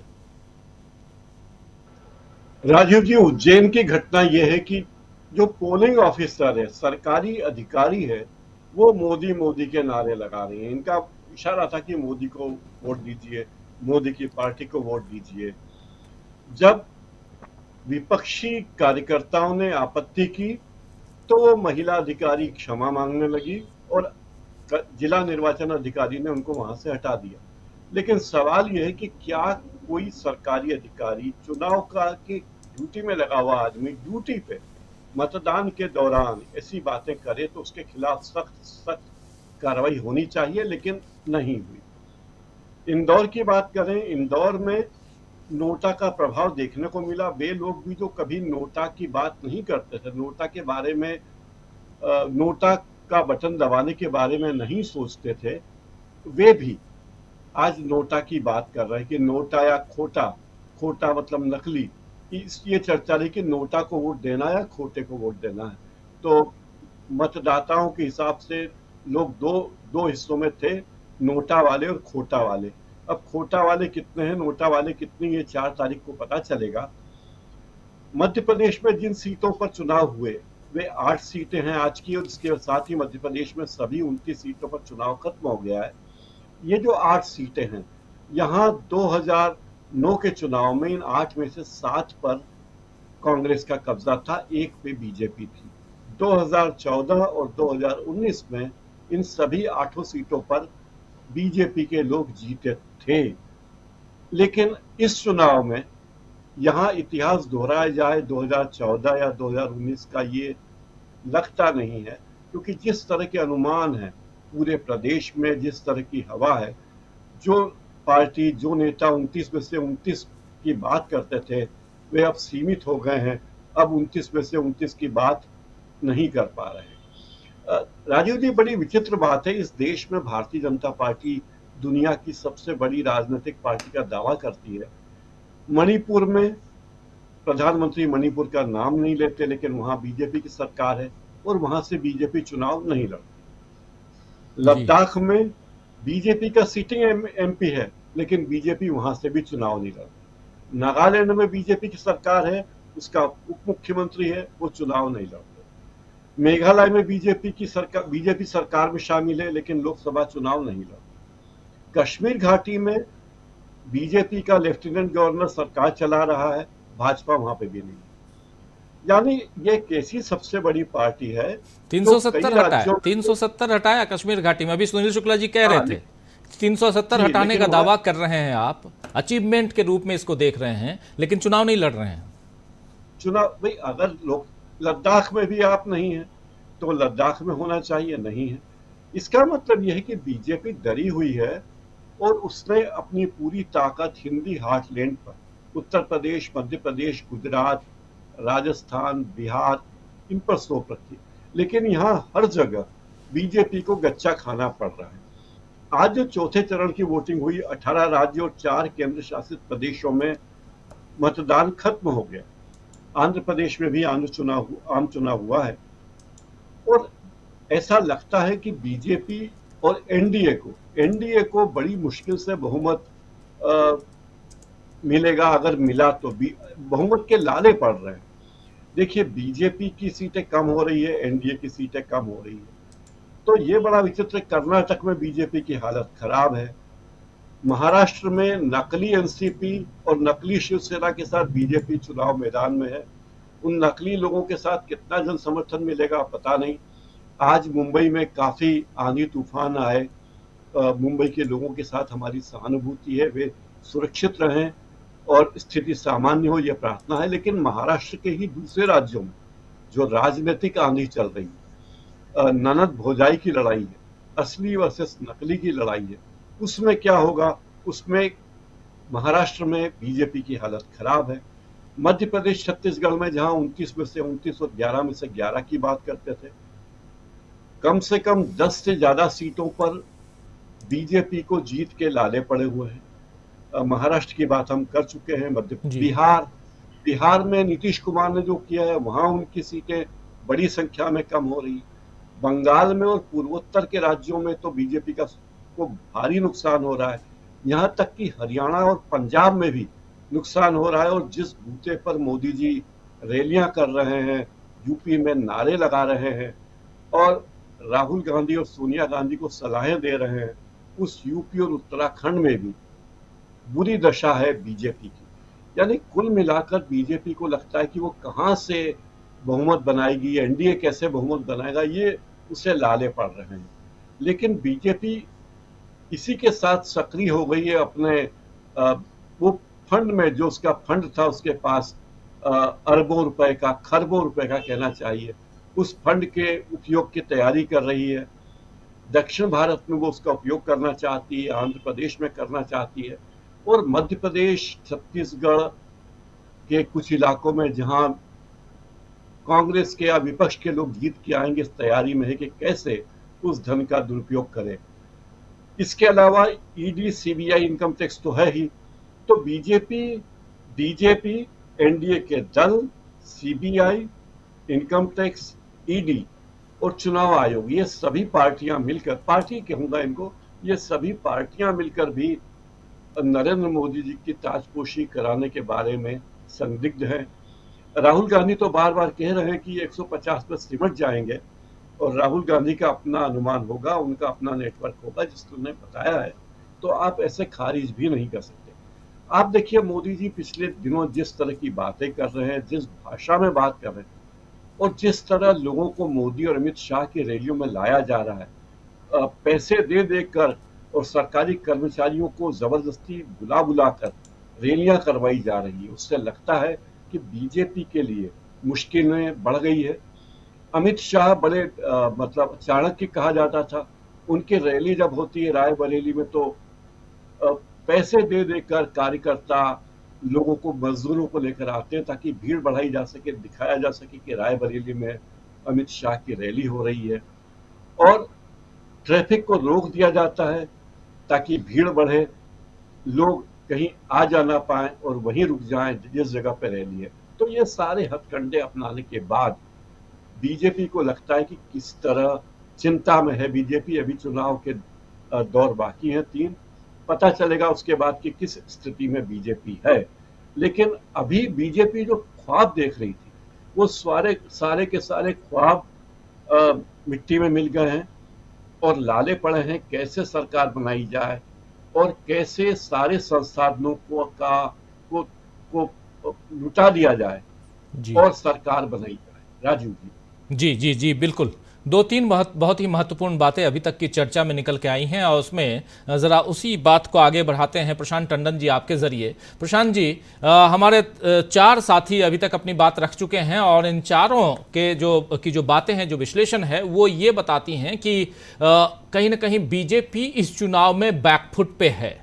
राहुल गांधी भी यही बात बड़े दावे के साथ कर रहे हैं और राहुल गांधी कह भी रहे हैं कि अब की बार 4 जून को प्रधानमंत्री नरेंद्र मोदी नहीं बनेंगे। लेकिन दूसरी बात यहां साथ साथ ये भी हो रही है जो आज देखने को ये आश्चर्यचकित करती है, इसलिए क्योंकि उत्तर प्रदेश में डबल इंजन की सरकार, जिसको मैं बार बार रिपीट कर रहा हूं, उसके बाद बीजेपी के लोग ही कहें कि चुनाव की प्रक्रिया में समाजवादी पार्टी के लोग बाधा डाल रहे हैं, इसको किस रूप में देखा जाए। और तीसरी सबसे इंपॉर्टेंट बात कि राहुल गांधी आज भी उसी उत्तर प्रदेश की रायबरेली, जहां से वो अभी प्रत्याशी हैं, वहां से कह रहे थे कि एक तो संविधान को दिखा रहे हैं, दूसरी बात कह रहे हैं कि अब तो ये 150 का नाम भी नहीं ले रहे हैं, 150 का जिक्र भी नहीं कर रहे हैं। इन सबको जरा जोड़ा जाए तो क्या कुछ दिखाई देता है। 379 यानी 379 सीटों के बाद अब क्या आपको एक तस्वीर साफ साफ दिखाई देती है कि हाँ, यहां से ये चुनाव उस दिशा में जा रहा है जहां 3 फेज के बाद हम देख सकते हैं, समझ सकते हैं कि राहुल गांधी जो बात कह रहे हैं उसमें दम है। राजीव जी, आज लगभग 70% लोकसभा बन चुकी है। सरकार जिसकी बननी है या सरकार जिसकी जानी है, ये मशीन में चला गया अंदर। अब जो हमारे मित्रों ने कहा, मैं जरा नेशनल पर्सपेक्टिव में 2-3 बातें रखना चाहता हूं। एक तो ये जो पूरा चुनाव है, पहले चरण से लेके अब तक संविधान, आरक्षण, नौकरी, महंगाई, इन सब के इर्द गिर्द हुआ है। और इन सब के इर्द गिर्द अगर चुनाव हुआ है तो आप नतीजे क्या होंगे अंदाज लगा सकते हैं, एक बात। दूसरी बात कि राहुल गांधी अगर इतने जोर से देकर कह रहे हैं कि नरेंद्र मोदी 4 तारीख को प्रधानमंत्री नहीं बनने जा रहे हैं, तो आप ये यकीन मानिए कि पॉलिटिकल पार्टीज भी, मीडिया हाउस नहीं, पॉलिटिकल पार्टीज भी एजेंसीज को हायर करती है, उनके पास भी फीडबैक होता है। वो उस आधार पर बोल रहे हैं। और आप देखिए कि दोनों खेमों को जरा बारीकी से देखिए कि एक तरफ हिंदू मुसलमान का बढ़ता हुआ वॉल्यूम और दूसरी तरफ राहुल गांधी का बढ़ता हुआ कॉन्फिडेंस। एक तरफ आप देखेंगे कि आपको उत्साह दिखाई दे रहा है और दूसरी तरफ झुंझलाहट दिखाई दे रही है। तो इनसे आप पढ़िए कि आपको समझ में आता है। और अगर आपको एक इंडिकेशन कोई चाहिए कि इस चुनाव में क्या हो रहा है, तो कल शाम के रोड शो में नीतीश कुमार जी का चेहरा पढ़ लीजिए। उनका चेहरा ही एग्जिट पोल है। दूसरा एग्जिट पोल आज सुबह स्टॉक मार्केट ने दिखा दिया, 750 पॉइंट नीचे गिरा। पिछले सप्ताह 5 दिन स्टॉक मार्केट लाल निशान पे रहा, 10 लाख करोड़ निकल गया। ये कौन निवेशक हैं जो निकाल के जा रहे हैं? तो इन सब चीजों से राष्ट्रीय परिदृश्य बड़ा सामने स्पष्ट होता नजर आ रहा है कि चुनाव किस तरफ जा रहा है। और चुनाव पलट चुका है एकदम। और कोई बड़ा मुद्दा, जैसे सुनील शुक्ला जी कह रहे थे, कोई वेव बीजेपी के पक्ष में नहीं है। एक अंडर करंट जरूर है जो आरक्षण के पक्ष में है, जो संविधान के पक्ष में है, जो नौकरियों का और पेपर लीक का, और इसी चुनाव के बीच में पेपर लीक हो गए और उसमें जिसको कहते हैं कि सोने का, तो ये हो रहा है। दूसरी बात, 4 तारीख को सिर्फ प्रधानमंत्री कौन होगा इसका ही फैसला नहीं होने जा रहा। कम से कम 3 राज्यों के मुख्यमंत्री भी कौन होंगे इसका भी हिसाब किताब होगा। महाराष्ट्र के मुख्यमंत्री, बिहार के मुख्यमंत्री और शायद उत्तर प्रदेश के भी। तो वो बहुत तेजी से ये खबरें अब चलने लगी हैं। मैं देख रहा था एकनाथ शिंदे का रोड शो, उनके अपने गढ़ में रोड शो, वहीं पे लोग नहीं है। तो वो फैसला तो जनता ने उनके बारे में सुना दिया है। और इसीलिए मैं कह रहा हूं कि जैसे ही इंडिया गठबंधन, सॉरी माफ कीजिएगा, बीजेपी मेजॉरिटी मार्क से नीचे रहेगी, तुरंत संदेश जाएगा कि अब ईडी सीबीआई इनकम टैक्स का मालिक बदल रहा है। और जैसे ये संदेश जाएगा, आप देखिएगा सबसे पहली हलचल आपको एनडीए के अंदर दिखाई देगी और बहुत आश्चर्यजनक नतीजे आ सकते हैं उड़ीसा से, जिसकी रिपोर्टिंग बड़ी कम हो रही है, बड़ी खामोशी है वहाँ पे, और बहुत आश्चर्यजनक नतीजे आ सकते हैं आंध्र प्रदेश से, जो तमाम सारे विश्लेषणों में जिसको स्थान नहीं मिल रहा है। बहुत आश्चर्यजनक नतीजे आज पोलिंग हुई है जहाँ हैदराबाद से राजीव जी, जहाँ से असदुद्दीन ओवैसी खड़े हुए हैं, और मैं देख रहा हूँ कि 39% वोट पड़ा है कुल हैदराबाद की सीट में जी 5 बजे तक। ऐसा लग रहा है कि उनके ऊपर जो बी टीम का लेबल है वो बहुत कायदे से उन्हीं के घर में चिपक गया है जाके। और उसका सबूत आप देखिए कि जो 39% वोट पड़ा है, तो चार मीनार, हम आपने वहां से लाइव भी किया था, चार मीनार जो उनका गढ़ है वहां पे केवल 38% वोट पड़ा है। और एक विधानसभा सीट है वहां पे राजीव जी, गोशा महल जी, गए थे हम लोग जी, जो भी आप जानते हैं, राजा सिंह वहां से एमएलए जीते जी, बीजेपी का गढ़ है वो, वहां 44% वोट बढ़ा है। कांग्रेस ने भी अपना एक मुस्लिम उम्मीदवार दिया है। हैदराबाद में भी कुछ भी हो सकता वाली स्थिति है, ये इंडिकेशन मिल रहे हैं। तो ये चुनाव बहुत सारे नए मतलब अपसेट डाउन जो है वो करेगा। और एक आखिरी बात राजीव जी की, लगातार हर चरण में हर दिन जब भी पोलिंग होती है, इलेक्शन कमीशन का रोल बहुत ही अफसोसनाक है। वो चुनाव की मर्यादा, डेमोक्रेसी की शुचिता, संवैधानिक जिम्मेदारी कुछ भी निभाने में नाकाम है। और दोनों बातें हैं, अक्षमता भी है, परफॉर्मेंस का इशू भी है, और पारदर्शिता में कमी और पक्षपातपूर्ण रवैया दिखाई दे रहा है उनको। कभी भी आप देख लिए, कभी भी नरेंद्र मोदी हर रोज एक भाषण दे रहे हैं जो नफरत पैदा करने वाला भाषण है, समाज को बांटने वाला भाषण है, खुलेआम मॉडल कोड ऑफ कंडक्ट का वायलेशन है। एक भी नोटिस नहीं किया, एक भी संज्ञान नहीं लिया। और एक आखिरी बात, उत्तर प्रदेश के क्योंकि चुनाव हुए हैं राजीव जी, और इस बीच क्या हुआ है, बीएसपी के उभरते हुए नेता, उत्तराधिकारी मायावती के नेशनल कोऑर्डिनेटर आकाश आनंद को मायावती ने ग्राउंडेड कर दिया। उनको पार्टी के कोऑर्डिनेटर और उत्तराधिकारी पद से हटा दिया। क्यों हटा दिया? उन्होंने बीजेपी के खिलाफ बहुत अग्रेसिव स्पीच दी थी। ये बहुत निर्णायक होगा उत्तर प्रदेश के बचे हुए चुनाव में, जो बीएसपी का बड़ा वोट शेयर है। 10 लोकसभा सीटें बीएसपी ने पिछली बार जीती 2019 में, हमको भूलना नहीं चाहिए। ये बड़ा एक तब्दीली उत्तर प्रदेश के चुनाव में आएगी कि बीएसपी का जो समर्थक है वो अब निर्णय कर चुका होगा कि उसको क्या करना है। क्योंकि अगर आकाश आनंद बीजेपी के खिलाफ इस तेवर के साथ रहते तो जरूर वो इंडिया गठबंधन के लिए मुश्किलें पैदा करते, वोट काटते। अगर उनको बीजेपी ने दबाव कर डाल के निकलवाया है तो बीजेपी ने भारी भूल की है। और ये उतना ही बड़ा सेल्फ गोल है जितना अंबानी अडानी का बयान नरेंद्र मोदी का। राजीव जी जी, सेल्फ गोल, कौन कौन सेल्फ गोल मार के बैठे हुए हैं, इसका फैसला अब धीरे धीरे हो रहा है। रिजल्ट आने में ज़्यादा वक्त नहीं है, 4 जून को उसका रिजल्ट भी आ जाएगा और उसका साथ साथ ये भी होगा, पता चलेगा कि आखिर प्रधानमंत्री कौन बनने वाला है। हमारे साथ जुड़े हुए हैं धनंजय कुमार जी, हमारे साथी। धनंजय जी, आपका स्वागत करता हूँ। सीधे आपके पास ही आना चाहता हूँ। तमाम हमारे साथियों की बात आप सुन रहे थे और उधर महाराष्ट्र से लेकर बिहार तक तमाम राजनीति है उसको ग्राउंड लेवल पे आप अच्छी तरह से जान रहे हैं।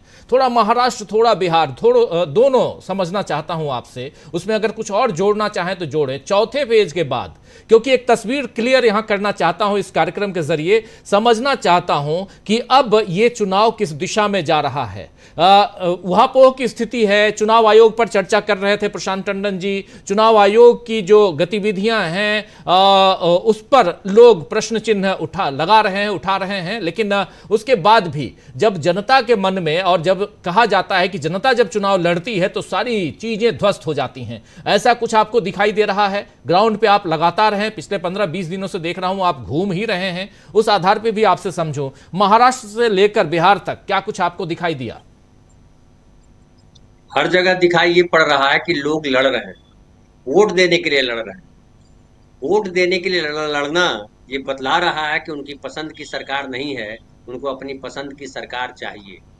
बिहार में भी लड़ रहे हैं, महाराष्ट्र में भी लड़ रहे हैं, मैं राजस्थान में भी देख रहा हूं कि लोग जो है चुप हैं, नहीं बोल रहे हैं, उनके भीतर एक डर है। बीजेपी ने 10 वर्षों में इतना भय पैदा कर दिया है कि लोग डरते हैं, और कई जगह देखिए मारपीट हुई है। बिहार की ही बात अगर करूं तो मुंगेर से जो लड़ रहे हैं आरजेडी के प्रत्याशी हैं अनीता देवी, जो अशोक महतो जी की पत्नी है, उनकी गाड़ी का कांच फोड़ दिया गया, उन पर हमला किया गया। उसके अलावा कई जगह से खबरें आई जहां पिछड़ों को वोट देने नहीं दिया गया।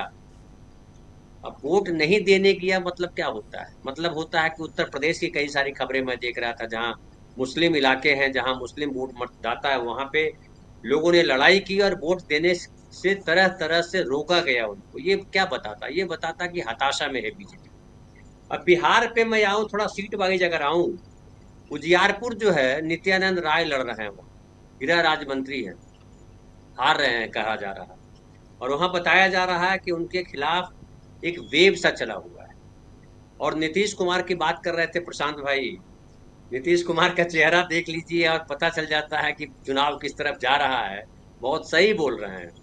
और नीतीश कुमार का चेहरा जो है, उनकी कास्ट के लोग, खास करके जो लवकुश कहलाते हैं, जो नीतीश कुमार के जाति बिरादरी के लोग हैं, वो बहुत नाराज हैं नरेंद्र मोदी से।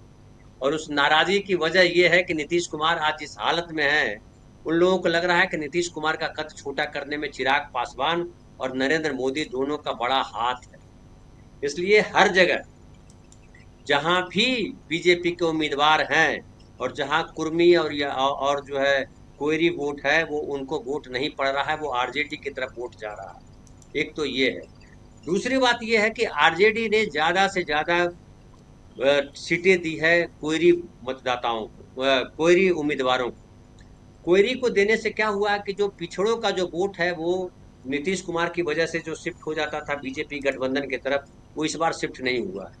और जैसे कहा जाता है कि सवर्णों में एक है कि जिधर सवर्ण खड़े हैं, जिस पार्टी से खड़े हैं उनको वोट दे देंगे, वही स्थितियां वो पिछड़ों के साथ भी हुई है, दलितों के साथ भी वो चीजें हुई है, और वो भी कास्ट को देख करके वोट कर रहे हैं। और जहां जहां हरा सकते हैं बीजेपी को या लोजपा कोई भी, वहां वहां वो वोट कर रहे हैं आरजेडी को। ये खास बात है। उसके अलावा मैं आऊं बेगूसराय पे आऊं तो बेगूसराय से लड़ रहे हैं गिरिराज सिंह। गिरिराज सिंह को आप जानते हैं, बड़बोले नेता हैं और सबको बात बात पे पाकिस्तान भेज देते हैं।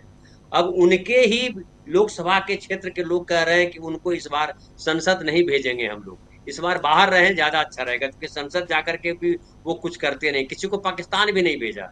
अगर 8-10 आदमी को पाकिस्तान भी भेज देते बेगूसराय से तो लोग उनकी तारीफ करते कि चलो यार पाकिस्तान तो घूम करके आ गए, वो भी नहीं कर पाए।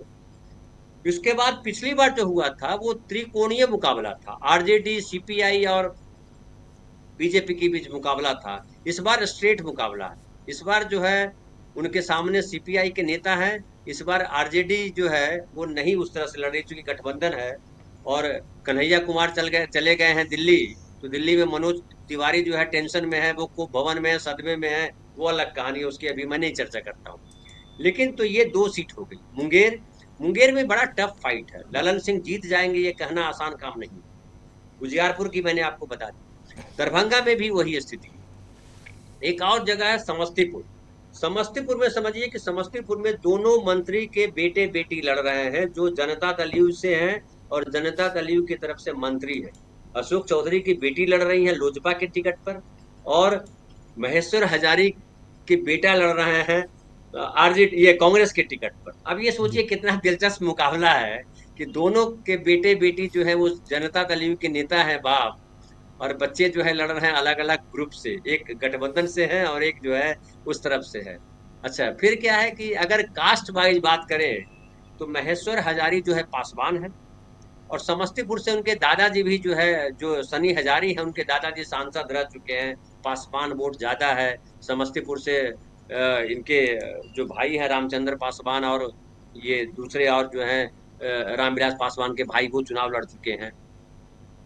तो पासवान वोट वहां बहुत है।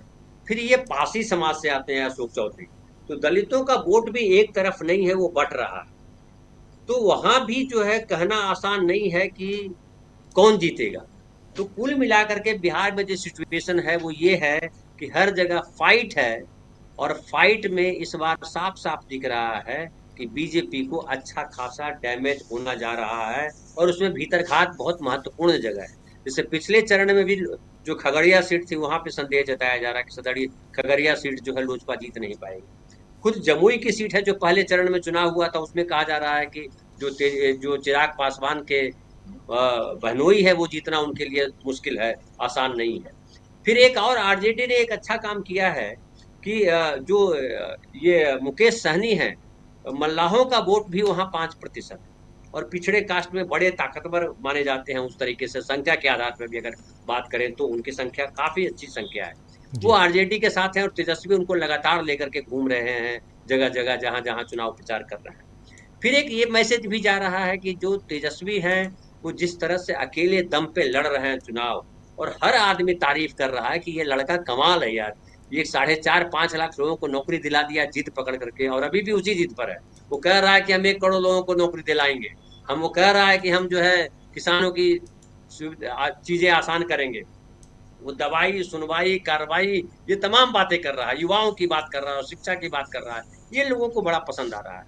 दूसरी तरफ आप देख लीजिए कि नरेंद्र मोदी जी वो हिंदू मुसलमान से आगे बढ़ नहीं पा रहे हैं घूम फिर करके वहीं आ जाते हैं। इसलिए पटना में जो रोड शो हुआ उसमें बहुत चहल पहल नहीं थी, और जहां भी रैली हो रही है, जहां भी लोग लाए जा रहे हैं वो लाए जा रहे हैं जी। एक तो वीडियो में देख रहा हूं जिसमें बीजेपी के नेता जो है पैसे दे रहे हैं गाड़ी में बैठे हुए आदमी को, तो ये स्थिति है। दूसरी तरफ आप जहां भी देखिए तेजस्वी रैली कर रहे हैं, भारी भीड़ उमड़ रही है।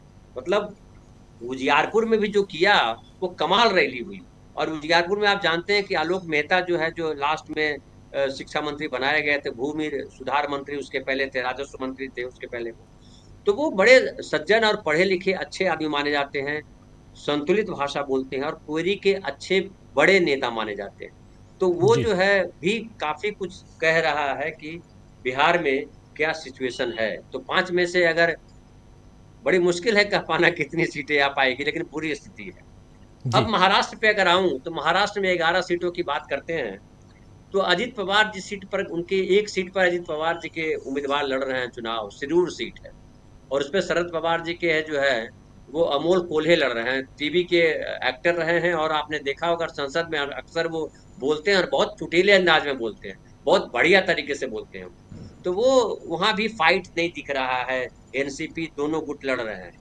उसके अलावा जो ये शिंदे गुट है, शिंदे गुट के सांसदों में भी वो तेजी नहीं दिखाई पड़ रही है, जो लग रहा है कि सीट जीत करके दे दे। और जहां भी चीजें हो रही है वहां पे देखने में आ रहा है कि शिवसेना और शरद पवार, मतलब उद्धव ठाकरे और शरद पवार को लेकर के बढ़िया माहौल है। अब बीड चुनाव क्षेत्र एक है, लोकसभा क्षेत्र है बीड, जहां से खड़ी हुई है पंकजा मुंडे। पंकजा मुंडे आप जानते हैं गोपीनाथ मुंडे जी की बेटी है। उसके पहले मतलब 2019 में वो उनकी बहन है प्रीतम मुंडे, उनको वो सीट थी उनके पास, उनको जीत मिली थी। इस बार उनको हटा करके पंकजा मुंडे को दिया गया। और वहां पे इस बार जो है दिक्कत यह है कि मनोज जरांजे पाटिल जो है वो भी उनके खिलाफ खड़े हुए हैं। यहाँ पे आरक्षण को लेकर के मराठा आरक्षण बहुत तूल पकड़ा रहा, और बड़ा एकदम टेंशन हुआ कि क्या होगा, और उसमें वो मराठाओं का वोट जो है, आरक्षण का वोट जो है, फिर वो आरक्षण और संविधान की तरफ चला जाता है। और कांग्रेस ने भी जो यहाँ रैलियां की हैं, अभी नंदुरबार में रैली की प्रियंका, आपने देखा होगा कितनी जबरदस्त भीड़ जी। हम लोग वहां से डॉक्टर हिना गावित के बारे में कहा जा रहा है कि हिना गावित इस बार शायद हार जाए ये स्थिति, क्योंकि वहां भी एंटी इनकम्पेंसी जो है हर तरफ दिखाई पड़ रही है। और महाराष्ट्र के लिए एक और बात कहूंगा, महाराष्ट्र संविधान के लिए जाना जाता है कि संविधान के निर्माता जो डॉक्टर भीमराव अंबेडकर हैं, उनकी जन्मभूमि कर्मभूमि जितनी भूमियां हो सकती है वो तमाम है। उस तरह से देखिए, जन्मभूमि हालांकि मध्य प्रदेश को कहा जाता है, लेकिन अंबेडकर जिस वजह से जाने जाते हैं वो महाराष्ट्र है, और नागपुर खास करके दीक्षा भूमि है, जहां उन्होंने अपने 3.5 लाख कार्यकर्ताओं के साथ बौद्ध धर्म स्वीकार किया था, वो लोग जानते हैं। हालांकि बहुजन अघाड़ी के लोग जो उनके पोता हैं, उनकी जो पार्टी है वंचित बहुजन अघाड़ी, वो कई जगहों पे अकेले चुनाव लड़ रहे हैं, त्रिकोणीय मुकाबला बनाए हुए हैं, लेकिन इस बार कहा जा रहा है कि उनका पोल खुल गया है और जो दलित मतदाता है वो भी बहुत उनके साथ खड़े नहीं हैं और वो कांग्रेस की तरफ वो है। और कांग्रेस में जो संविधान की बात कही है, आरक्षण की बात कही है, इसके अलावा गरीबों को, जो गरीब परिवार की महिलाएं हैं उनको 1 लाख रुपया दिया जाएगा, ये बहुत मैटर कर रहा है महाराष्ट्र में। किसानों के लिए जो कहा है कांग्रेस के घोषणा पत्र में कहा गया है कि किसानों को एमएसपी पे कानूनी गारंटी देंगे, वो बड़ा महत्वपूर्ण रोल निभाएगा। क्योंकि आप जानते हैं कि महाराष्ट्र में सबसे ज्यादा किसान जो है आत्महत्या करते हैं, चाहे मराठवाड़ा का इलाका हो, चाहे वो और दूसरे इलाके हो महाराष्ट्र के, तमाम जगहों पे ये स्थितियां हैं। जी जी, धनंजय जी शायद डिस्कनेक्ट हो गए हैं, लेकिन बहुत अलग अलग माइक्रो लेवल पे तमाम सीटों की बात यहाँ बता रहे थे, चाहे वो बिहार हो या महाराष्ट्र हो, इन दोनों राज्यों की बात इनसे मैं पूछ भी रहा था। बहुत महत्वपूर्ण जानकारी, और इसके जरिए देखिए आप दोस्तों, चाहे आप झारखंड की बात करें, चाहे आप उत्तर प्रदेश की बात करें, महाराष्ट्र की बात करें, या पश्चिम बंगाल की बात करें, बिहार की बात करें, इन तमाम राज्यों को अगर आप देखें तो हर राज्य में कहीं ना कहीं जो पिछली दफा बीजेपी की हालत थी उसमें पिछड़ती हुई, मध्य प्रदेश में 8 की 8 सीटें जो आज हुई हैं, जहां आज मध्य प्रदेश का चुनाव खत्म हो गया, 8 की 8 सीटें बीजेपी के पास थीं, और उधर उत्तर प्रदेश में 13 की 13 सीटें थी बीजेपी के पास पिछली दफा 2019 में, लेकिन वहां पर हमारे तमाम विश्लेषक साथी कह रहे हैं कि वैसी स्थिति नहीं है। झारखंड में 4 में से 3 सीटें बीजेपी के पास थी, 1 सीट कांग्रेस के पास, लेकिन वहां भी वैसी स्थिति नहीं है। उल्टी बात कह रहे हैं कि उल्टा हो सकता है, जैसे राहुल लाल जी कह रहे थे। जरा जल्दी से आना चाहता हूं अमलेंदु उपाध्याय जी आपके पास। अमलेंदु जी, सब हम तमाम लोग आपस में बात कर रहे हैं, ये समझने की कोशिश कर रहे हैं, जरा कन्नौज की बात बताइए। कन्नौज से लेकर यहीं से शुरुआत होती है, और आज सुबह से जो आप ही संदेश जो इन लोगों के ट्विटर और सोशल मीडिया पे आ रहे थे वो बता रहे थे। पिछली दफा मैंने देखा कि पहले फेज, दूसरे फेज, तीसरे फेज में आप उत्तर प्रदेश में समाजवादी पार्टी के संदेश ज्यादा पढ़ रहे थे, आज आप उल्टा कर रहे थे, क्योंकि पहले समाजवादी पार्टी के लोग लिखते थे कि इस बूथ पे ऐसा ऐसा हो रहा है, ईसीआई और जो वहां का प्रशासन है, जिला प्रशासन, वो संज्ञान में ले, जल्दी से जल्दी ईवीएम को ठीक करवाए या गुंडागर्दी रुकवाए। लेकिन आज उल्टा कैसे हो रहा था? और ये उल्टा जो है, यानी कि आज बीजेपी के लोग ये लिख रहे थे, कन्नौज का जो सांसद महोदय हैं वो लिख रहे हैं, तो इसका मतलब है कि कहीं ना कहीं परिवर्तन दिखाई दे रहा है धरातल पे, ये माना जाए अमलेंदु जी? परिवर्तन काफी ज्यादा है, और परिवर्तन भारतीय जनता पार्टी अच्छे तरीके से इसको महसूस कर रही है, और ये भारतीय जनता पार्टी की बेचैनियां काफी देखने को मिली। हालांकि समाजवादी पार्टी की तरफ से आज भी सूचनाएं जारी होती नहीं कि कहाँ कहाँ किस किस बूथ पे गड़बड़ियां हो रही हैं, कहाँ कहाँ मशीनें खराब हो रही हैं, कहाँ पुलिस के लोग जो है वो वोट डालने नहीं दे रहे हैं। और कई वीडियो भी वायरल हुए किस तरीके से लोगों को वापस भेजा गया। फिर ये भी आया कि किसी ने अपना वीडियो वायरल किया तो उसको घर से बुला करके वोट भी दिलवाया गया। इस तरह की बातें भी आई। लेकिन भारतीय जनता पार्टी, राजीव जी, आज सुबह से जिस तरीके से दबाव में दिखाई पड़ी उत्तर प्रदेश में खासतौर से, उससे साफ समझा जा सकता है कि ये चरण उसके हाथ से पूरी तरीके से निकल गया। 13 सीटें थी राजीव जी आज उत्तर प्रदेश में, 13 की 13 पे भारतीय जनता पार्टी का कब्जा था। और कल से ही जो थी ये चर्चा ये थी कि समाजवादी पार्टी ने कल से ही दबाव बनाना शुरू कर दिया था, और कल से ही जो ये गड़बड़ियां करने की कोशिशें बीजेपी की थी उसको लेकर के समाजवादी पार्टी काफी ज्यादा सजग थी। कल रात में ही जो प्रोफेसर रामगोपाल यादव है, समाजवादी पार्टी के राष्ट्रीय महासचिव हैं, उन्होंने एक ट्वीट किया था, और ट्वीट करके उन्होंने जानकारी दी थी कि जो पुलिस के कर्मी हैं उनसे उनके बैलेट पेपर जो है मंगा लिए गए हैं, बड़े अधिकारियों ने मंगा लिए हैं, और उनको वोट नहीं डालने दिया जा रहा है। वो टिक जो है उसमें वोट पे वो बड़े अधिकारी लगा करके डाल रहे हैं। तो ये एक तरीके से पोस्टल बैलेट पेपर की बूथ कैप्चरिंग हो रही है, ये एक तो आरोप लगाया गया। समाजवादी पार्टी के जो राष्ट्रीय अध्यक्ष अखिलेश यादव, उन्होंने कल जो था एक बयान जारी, मतलब एक बाइट दी, और उसमें उन्होंने कहा कि उन्हें सूचना मिली है कि उत्तर प्रदेश के मुख्यमंत्री के कार्यालय से 3 डीएम और 3 एसपी जो हैं, मतलब कि 3 आईएएस और 3 आईपीएस जो हैं, वो कन्नौज में खास तौर से भेजे गए गड़बड़ियां करने के लिए। अखिलेश यादव का ये बाइट जारी होना था राजीव जी, कन्नौज में समाजवादी पार्टी के कार्यकर्ता एकदम से सजग हो गए और जगह जगह जो थे वो मोर्चा एक तरीके से लेने लगे। अब भारतीय जनता पार्टी को वहां एक तरीके से कहा जो बूथ कैप्चरिंग करने की चीजें थी उसमें दिक्कतें आना शुरू हुई। वीडियो वायरल हुआ कि किस तरीके से वहां के जो मौजूदा सांसद है भारतीय जनता पार्टी के सुब्रत पाठक, उनके भाई जो है वो कहीं बूथ कैप्चरिंग करने के लिए पहुंचे और वहां समाजवादी पार्टी के समर्थकों से उनकी हिला हुज्जत हो गई और वो जो है वो गाली गलौज करने लगे और वो वीडियो था वो अच्छे तरीके से वायरल हो गया, वो वहां बूथ कैप्चरिंग नहीं कर पाए। इसके बाद राजीव जी जो शुरू होता है भारतीय जनता पार्टी का रुदन कार्यक्रम, वो बड़े दिलचस्प मोड़ पे पहुंचा। एक तो सुबह ही सुबह भारतीय जनता पार्टी ने ट्वीट किया कि उन्नाव का उन्होंने एक पोलिंग बूथ बताया बांगरमऊ विधानसभा में कि वहां कोई समाजवादी पार्टी का ग्राम प्रधान है कोई यादव, वो जो है वो वोट नहीं डालने दे रहा है और उत्तर प्रदेश पुलिस से उन्होंने कहा कि इसको किया जाए। उन्नाव पुलिस ने राजीव जी तुरंत जवाब दिया कि वहां पुलिस बल तैनात है और मतदान शांतिपूर्वक हो रहा है। यानी कि भारतीय जनता पार्टी को उन्नाव की पुलिस ने जो वो आईना दिखाया कि महोदय आप जो ये अफवाह फैला रहे हैं ये अफवाह गलत है और अगर आपकी सरकार नहीं होती तो आपको उठा के जेल भेज दिया था। इसका तात्पर्य राजीव ये लगाया जा सकता है कि आप अफवाह फैलाने का काम कर रहे हैं। एक तो ये हुआ। दूसरा कन्नौज को लेकर के जो था वो इसने भारतीय जनता पार्टी ने कन्नौज को लेकर के भी राजीव जारी किया कि लिखा कि वहां जो पुलिस प्रशासन है वो समाजवादी पार्टी के गुंडों के सामने नतमस्तक हो गया है। अब अगर समाजवादी पार्टी के गुंडों के सामने उत्तर प्रदेश का पुलिस प्रशासन नतमस्तक हो गया है तो भारतीय जनता पार्टी, ये राजीव जी भारतीय जनता पार्टी का ऑफिशियल ट्विटर हैंडल है, उससे ट्वीट हुए हैं दोनों, मतलब किसी नेता ने किसी भैया चुच्चे नेता ने नहीं किए। भारतीय जनता पार्टी के ऑफिशियल ट्विटर हैंडल जो है उत्तर प्रदेश का, उससे ये हुआ है कि समाजवादी पार्टी के गुंडों के सामने प्रशासन नतमस्तक हो गया है कन्नौज में। अब अगर प्रशासन नतमस्तक हो गया तो प्रशासन है किसका, भारतीय जनता पार्टी को ये बताना चाहिए।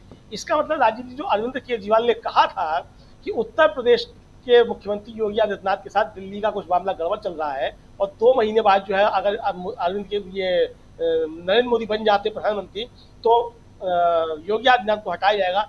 भारतीय जनता पार्टी के ऑफिशियल ट्विटर हैंडल से ये ट्वीट ये इस तरफ इशारा करता है कि अरविंद केजरीवाल की बात में कुछ ना कुछ दम है, वरना इस तरीके से सीधे सीधे योगी आदित्यनाथ के पुलिस प्रशासन को भारतीय जनता पार्टी का ट्विटर हैंडल इस तरीके से दोष नहीं मरता। तो कुल मिला के राजीव जी जिस तरह की चीज आई उससे साफ लगा कि भारतीय जनता पार्टी काफी ज्यादा बैकफुट पर नजर आई है। दूसरा जो समीकरण बने हैं जमीन पे उसमें भी भारतीय जनता पार्टी काफी ज्यादा पिछड़ती हुई नजर आई है। भारतीय जनता पार्टी को जो तैयारियां करनी थी वो तैयारियां नहीं कर पाई हैं, उसके पास कोई मुद्दे बचे नहीं थे जिन मुद्दों पे वो जाए। और सबसे बड़ी बात राजीव जी ये है कि भारतीय जनता पार्टी को अपनी सीटें बचाने के लिए संघर्ष करना पड़ा है और वो सीटें बचती हुई दिखाई नहीं पड़ रही हैं। अगर 13 सीटों में से 3 भी आए हैं तो बहुत बड़ी बात होगी।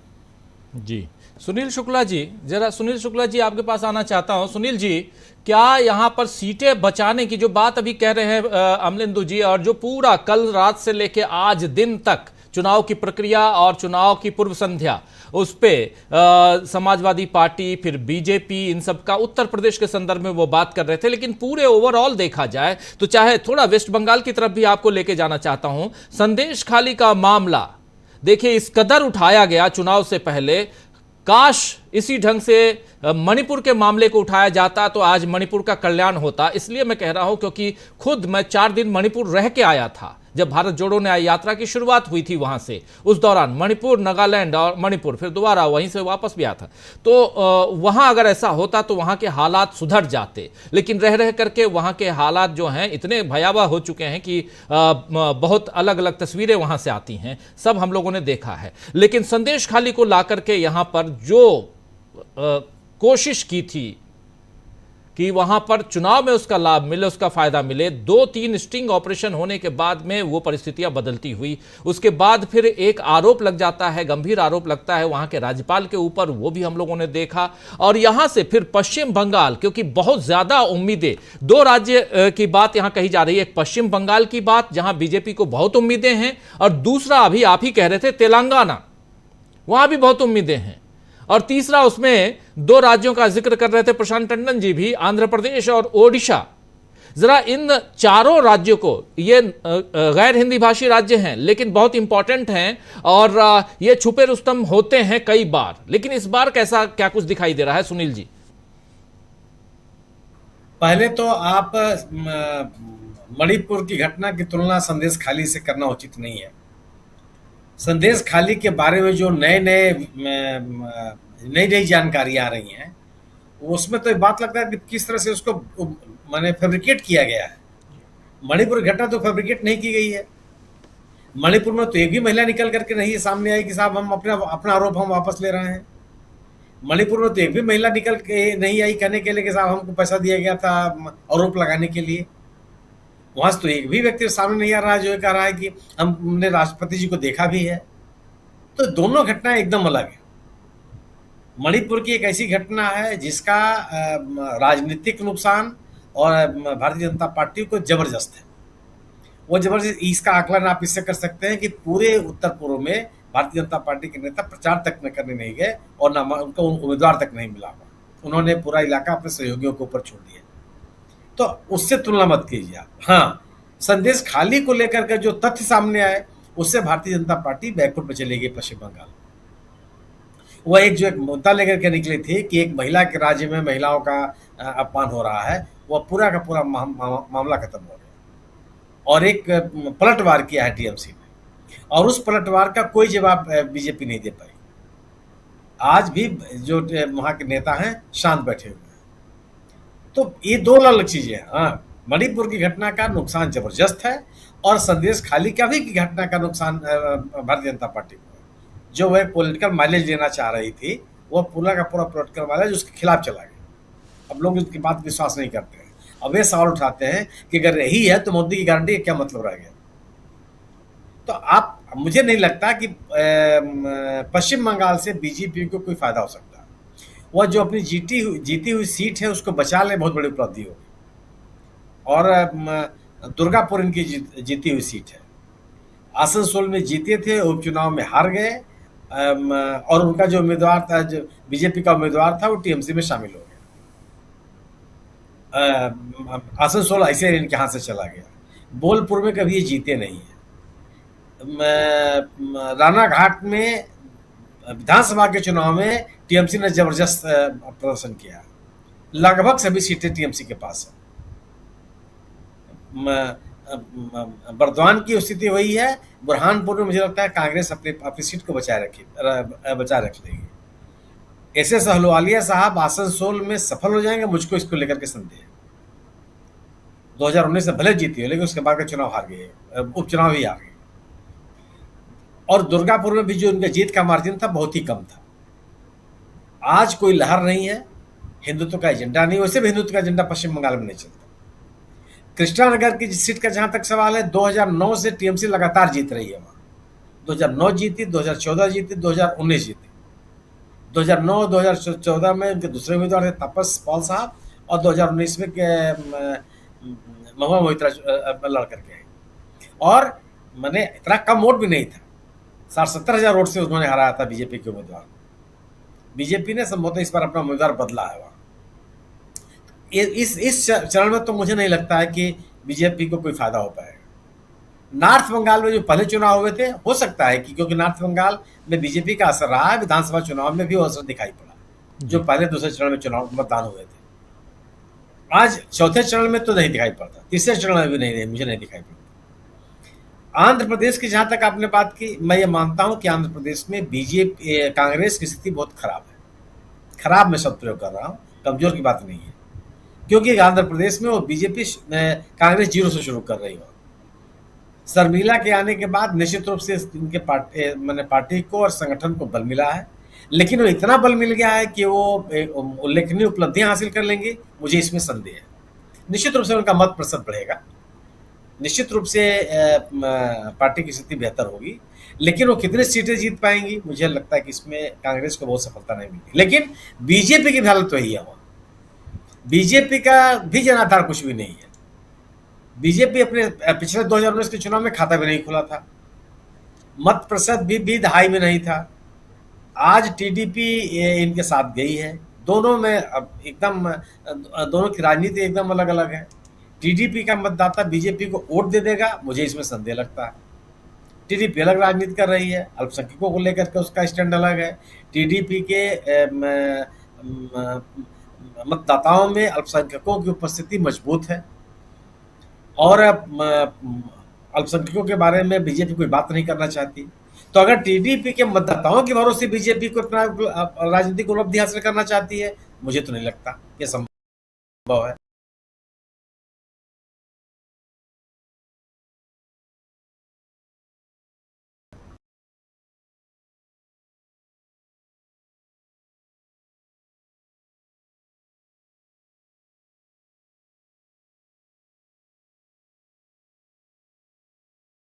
दिखाई देता है।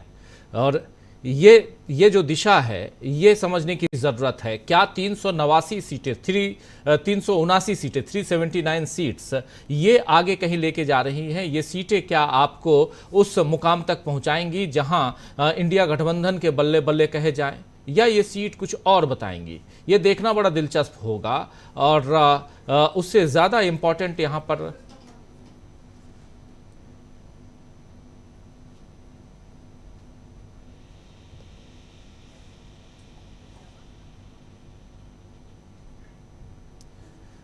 तो ये साफ हमको देखना, यहाँ समझना है कि आखिर ये जो है चुनाव किस दिशा में जा रहा है, और चुनाव का जो डायरेक्शन है वो हम समझने की कोशिश कर रहे हैं। हमारे साथ तमाम वरिष्ठ साथी जुड़े हुए हैं, और सुनील शुक्ला जी अभी जो बात रख रहे थे वो बहुत महत्वपूर्ण बात रख रहे थे।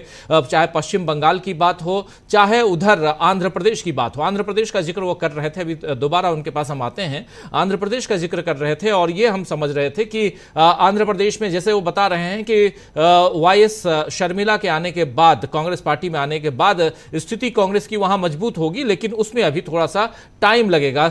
सुनील शुक्ला जी, जरा अपनी बात को आगे बढ़ाइए।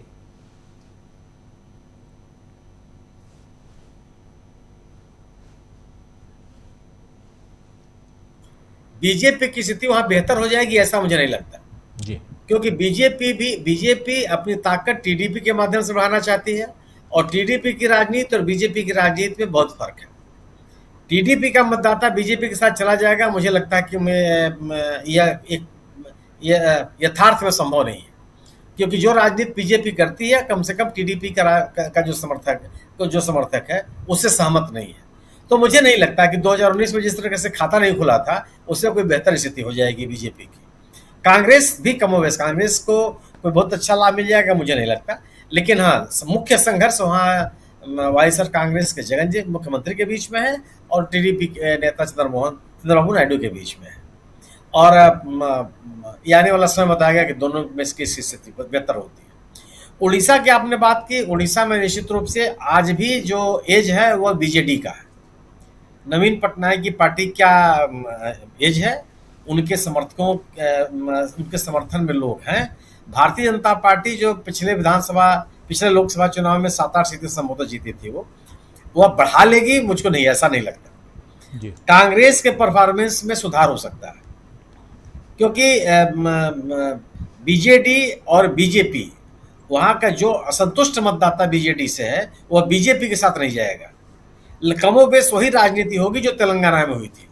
बीआरएस और बीजेपी दोनों से असंतुष्ट मतदाताओं ने कांग्रेस का साथ दिया था, वही स्थिति उड़ीसा में है। बीजेडी और बीजेपी दोनों से असंतुष्ट मतदाता कांग्रेस के साथ जाएंगे। अब किस हद तक कैंटीन इनकम्बेंसी हुई है बीजेडी को लेकर के, या इसका अंदाजा भी करना मुश्किल है। लेकिन जिस तरह की सभाएं, जिस तरह का जन समर्थन कांग्रेस को या इंडिया दल समूह को मिल रहा है, क्योंकि वहां जो लड़ाई है वो केवल इन्हीं तीनों दलों के बीच में है।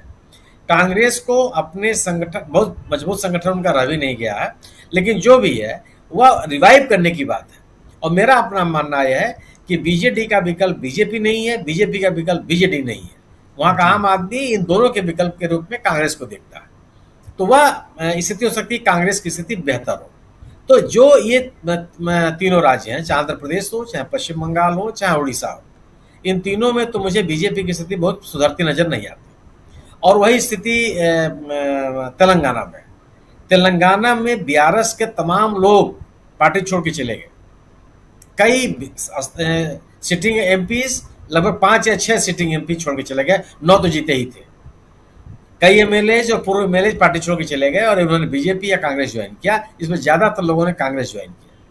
अगर आप पिछले विधानसभा को रेवन्ना रेड्डी और वहां के प्रदेश अध्यक्ष के नेतृत्व में जो चुनाव लड़ा गया, अगर और जो उपलब्धियां हासिल हुई, कांग्रेस ने विधानसभा के चुनाव में 45 सीटें बढ़ाई और लगभग 11% मत बढ़ाया। BRS का लगभग 10 या 11% कम हुआ और 41-42 सीटें उनकी कम हुई। जी। भारतीय जनता पार्टी की 1 से 8 सीटें बढ़ी और मत प्रतिशत में भी सुधार हुआ, कुछ 7-8% की, लेकिन वो भी बहुत 15% से ज्यादा नहीं है। तो जो राजनीतिक ताकत कांग्रेस को वापस मिली है और अभी बहुत समय बीता भी नहीं है, मुझे नहीं लगता कि उससे वहां के लोगों का कोई मोह भंग हो गया होगा। रेवन्ना रेड्डी की सरकार भी ठीक ठाक चल रही है, कोई भारतीय जनता पार्टी के खिलाफ कोई माहौल नहीं बना पाई। BRS अभी विधानसभा के चुनाव के हार से के सदमे से निकलने में असफल है, कोई बहुत ही शानदार कोई राजनीतिक माहौल नहीं बना पाई कांग्रेस सरकार के खिलाफ। तो मुझे नहीं लगता कि तेलंगाना में जो अगर 4 सीटें बरकरार रख ले बीजेपी, उसमें मुझे आश्चर्य होगा। 4 की चारों सीटें अगर उनके पास बच जाएं तो मुझे लगता है कि वही बीजेपी की उपलब्धि होगी, क्योंकि बीजेपी ने कोई बीजेपी राजनीतिक माहौल नहीं बना पाई है तेलंगाना में अपने पक्ष में, और उसके पास कोई सहयोगी भी नहीं है। तो मेरा अपना मानना यह है कि कांग्रेस अपनी स्थिति 3 से बेहतर होगी उसकी, BRS को नुकसान होगा, और बीजेपी अगर अपनी पुरानी स्थिति बहाल रखे तो यह उसकी उपलब्धि बनी जाएगी। तो कुल मिलाकर के ये है सुनील जी कि अगर उत्तर भारत में उत्तर प्रदेश, उधर हरियाणा, फिर दिल्ली, फिर बिहार, उत्तराखंड, हिमाचल प्रदेश, इन सब में, झारखंड, इन सब में अगर स्थिति सीटें कम होती हैं तो भरपाई पश्चिम बंगाल, आंध्र प्रदेश, तेलंगाना और ओडिशा से नहीं होने जा रही है, ये माना जाए? जी। केरल, तमिलनाडु और आंध्र प्रदेश तो खाता नहीं खुला था 2019 में, आज कहां से खुल जाएगा? कौन से राजनीतिक कारण है? आंध्र प्रदेश में TDP के साथ में समझौता है, इसलिए मैं कह रहा था। तो दोनों की राजनीति अलग अलग है। बीजेपी कहती है कि मुसलमानों को कुछ भी नहीं मिलना चाहिए, TDP कहती है कि हम अलग विभाग बनाएंगे। तो TDP के मतदाताओं के भरोसे अगर आप अपनी ताकत लेना चाहते हैं तो आपको उसी लाइन लेंथ में जाना पड़ेगा, और अगर उस लाइन लेंथ में आप नहीं है तो TDP का मतदाता बीजेपी के साथ कैसे खड़ा हो जाएगा? ये कहां संभव है? जी, सब आपको उसकी बात तो करनी पड़ेगी, जिसकी बात अपने मतदाताओं के लिए TDP कर रही है अपने राज्य में, वो तो नहीं अलग हो जा रही है। तो TDP का मतदाता बीजेपी के पक्ष में क्यों खड़ा हो जाएगा? ये तो बात तर्कसंगत नहीं लगती। जी। किसान वहां का इनके साथ खड़ा नहीं होगा, जो एक सही है कि कांग्रेस के साथ नाराजगी है, लेकिन वह नाराजगी बीजेपी को ड्राफ्ट करा दे लोग स्वीकार कर लेंगे, मुझे इसमें संदेह है। और बीजेपी अकेले आंध्र प्रदेश में चुनाव में जाने में कितना घबरा रही थी, इसका आप अंदाजा लगा लीजिए कि TDP या YSR कांग्रेस किसी से भी समझौता करने के लिए तैयार थी। और एक जो भी पवन कुमार जो फिल्म अभिनेता है, प्रजा पार्टी क्या नाम भूल रहा हूं, उनकी पार्टी से इनका समझौता है।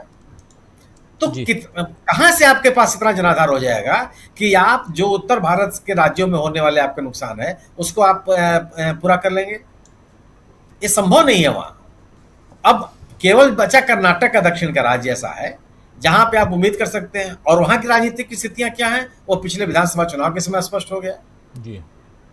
किस तरीके से लोग खड़ा है। उसके बाद जो बाद के दिनों में जो ये हुआ का मामला आ गया, आप उसके साथ खड़े दिखाई पड़े। कर्नाटक सांप्रदायिक राष्ट्र नहीं है, वहां कोई ध्रुवीकरण सांप्रदायिकता के नाम पर ध्रुवीकरण नहीं होता है, बहुत ही खुला हुआ समाज है और मूल्यों, परंपराओं, संस्कृति विश्वास करने वाला राज्य है। वहां पर इस तरह के व्यक्ति को लोग स्वीकार नहीं करते। इस तरह के आरोपों में लोगों के राजनीतिक करियर खत्म हो गए। जी जी बिल्कुल। ये इस तरह को राज्य नहीं तो फिर आप कहां से वहां पे पा जाएंगे? जिस सुचिता की राजनीति की बात आप करते रहे हैं, वो सुचिता की राजनीति तो आपको दिखाई नहीं पड़ी लोगों को। तो जो उपलब्धियां 2019 में थी बीजेपी की, मुझे लगता है कि उसमें भारी नुकसान होगा कर्नाटक में। जी जी। तो ये नुकसान इधर पूरा हो रहा है। नुकसान तो डॉक्टर प्रकाश हिंदुस्तानी जी, नुकसान तो उधर महाराष्ट्र में भी हो रहा है। तो भरपाई कहां हो रही है? अगर भरपाई नहीं हो रही है तो फिर सरकार कैसे बन रही है? क्योंकि 303 सीटें, 353 सीट ले लीजिए और आप घटते क्रम में भी देखिए जरा, उसके बाद भी समझ में आता है कि 272 का आंकड़ा पार करते हुए बीजेपी दिखाई नहीं देती है। तो ये यानी कि भरपाई नहीं हो रही है। भरपाई क्या 26 की 26 सीटें जीतकर गुजरात से हो सकती है, 25 की 25 सीटें राजस्थान से जीतकर हो सकती है क्या? आप जिस स्टेट में हैं मध्य प्रदेश में, वहां 29 की 29 सीट जीत करके हो सकती है क्या भरपाई? दिखाई तो नहीं देता ऐसा डॉक्टर साहब। राजीव जी, नहीं हो सकती, और इसी के लिए बीजेपी बहुत कोशिश कर रही थी कि दक्षिण भारत के राज्यों में वो अपनी सीटें बढ़ाए, समझौते करने की कोशिश कर रही थी। खास करके आंध्र प्रदेश, तेलंगाना में उसे उम्मीद थी कि शायद उसकी सीटें बढ़ेंगी, लेकिन जिस तरह की हवा दक्षिण से आ रही है उसमें बीजेपी की परेशानी बढ़ गई है। और दूसरी बात ये देखिए कि जिस तरह हैदराबाद में बीजेपी की उम्मीदवार बुरके हटा के देख रही है कि महिला वही है या कोई और आईडी चेक कर रही है, क्या ये उम्मीदवार का काम है? हालांकि एफआईआर लिखाई गई है, पर ये शर्मनाक स्थिति है कि उम्मीदवार ये सब काम कर रहा है। उत्तर प्रदेश की बात कर लीजिए, एक पत्रकार की पिटाई हो जाती है क्योंकि वो दाढ़ी रखे हुए है। वो पत्रकार पंडित आदमी था, त्रिपाठी था कोई। सवाल ये कि कोई दाढ़ी रखे या न रखे, हिंदू हो या मुस्लिम हो या ईसाई हो या सिख हो या पारसी, कोई भी हो, क्या किसी के पहनावे के आधार पर, शक के आधार पर किसी की पिटाई करने का अधिकार है किसी को? ये देश इस सब पे फैसला लेने जा रहा है कि ये सब चीजें बंद होनी चाहिए। और जो ध्रुवीकरण के नाम पर जो आग लगाई गई थी, वो आग लगाने वाले वरिष्ठ सलाहकार समिति में जाके बैठे हुए हैं। उन्होंने शुरुआत की थी ये कि अयोध्या की रथ यात्रा निकलेगी और ये सब, तो देश भुगत रहा है अभी। जो नफरत बोई गई थी आज से 50 साल पहले, 45 साल पहले, उसे देश भुगत रहा है और अब वो दिख रहा है। लेकिन अब लोग समझदार होते जा रहे हैं, लोग चाहते हैं कि बदलाव हो और ऐसी पार्टी की सरकार आए, कोई भी ऐसी सरकार आए जो जाति के आधार पर, धर्म के आधार पर, टोपी के आधार पर, दाढ़ी के आधार पर किसी को प्रताड़ित न करे। कोई मांस खाता है इसलिए प्रताड़ित न करे कि ये मांस गोमांस है या नहीं है या क्या है। तो देश अब इस निर्णय पे है और मुझे लगता है कि 4 जून को सभी लोग शांति से 4 जून के बाद 2 जून की रोटी शांति से खा पाएंगे। राजीव जी जी जी बिल्कुल। प्रशांत टंडन जी, क्या कुछ कहेंगे आप इन तमाम खबरों का, तमाम बातें जो हम लोग कर रहे हैं, विश्लेषण कर रहे हैं, अब चूंकि चौथे फेज का, और अब तो सामने हम देख रहे हैं कि आंकड़े भी हैं, लगभग 63%, 63% पोलिंग हुई है ओवरऑल। अभी तक जो 7 बजे के आंकड़े आए हैं इसमें इजाफा होगा, 66% तक जाएगा, वो साफ दिखाई दे रहा है। पश्चिम बंगाल सबसे ज़्यादा है, पिछली बार भी था, वो अभी भी दिखाई दे रहा है। लेकिन अगर यहाँ देखा जाए 379 सीटें, और इसके साथ साथ ये 4th फेज, अलग अलग आंकड़ों के आधार पर, राज्यों के आधार पर हम बात कर चुके हैं, और कहीं भी भरपाई होते नहीं दिखाई दे रही है, तो फिर क्या माना जाए? यही राजीव जी की सवाल है कि अगर बीजेपी को पिछले 3 चरणों में ठीक ठाक नहीं गया, जो उनके स्टेट से, जहां गुजरात था, राजस्थान था, उत्तर प्रदेश का भी एक हिस्सा था, मध्य प्रदेश का एक हिस्सा था, लेकिन राजस्थान, गुजरात, छत्तीसगढ़ एक ऐसा है जहाँ पे 90%, 100% नतीजे आए थे, और उसके बारे में ये कहा गया कि बीजेपी ने वैसा परफॉर्म नहीं किया। तो भरपाई तो वहाँ की अब नहीं हो सकती। अब तो जो बीजेपी अपने भूगोल के बाहर चली गई है, अब यहाँ पे बीजेपी को टक्कर है। जैसे उत्तर प्रदेश में भी नीचे अगर चुनाव जाएगा जी राजीव जी, तो अधिकांश 2022 के भी चुनाव में विधानसभा के उत्तर प्रदेश के, जो बीजेपी ने 50 सीटें लूज की हैं, हारी है बीजेपी 50 सीटें, उसमें भी अधिकांश सीटें वहीं से बीजेपी हारी थी जहां चुनाव अब जा रहा है। तो ये एक बड़ा जो है वो असर जो है होगा। तो भरपाई का प्रश्न नहीं है। अखिलेश यादव की मौजूदगी और उत्तर प्रदेश में राहुल गांधी की मौजूदगी में दोनों छोर पे एक नया जो है समीकरण पैदा किया है।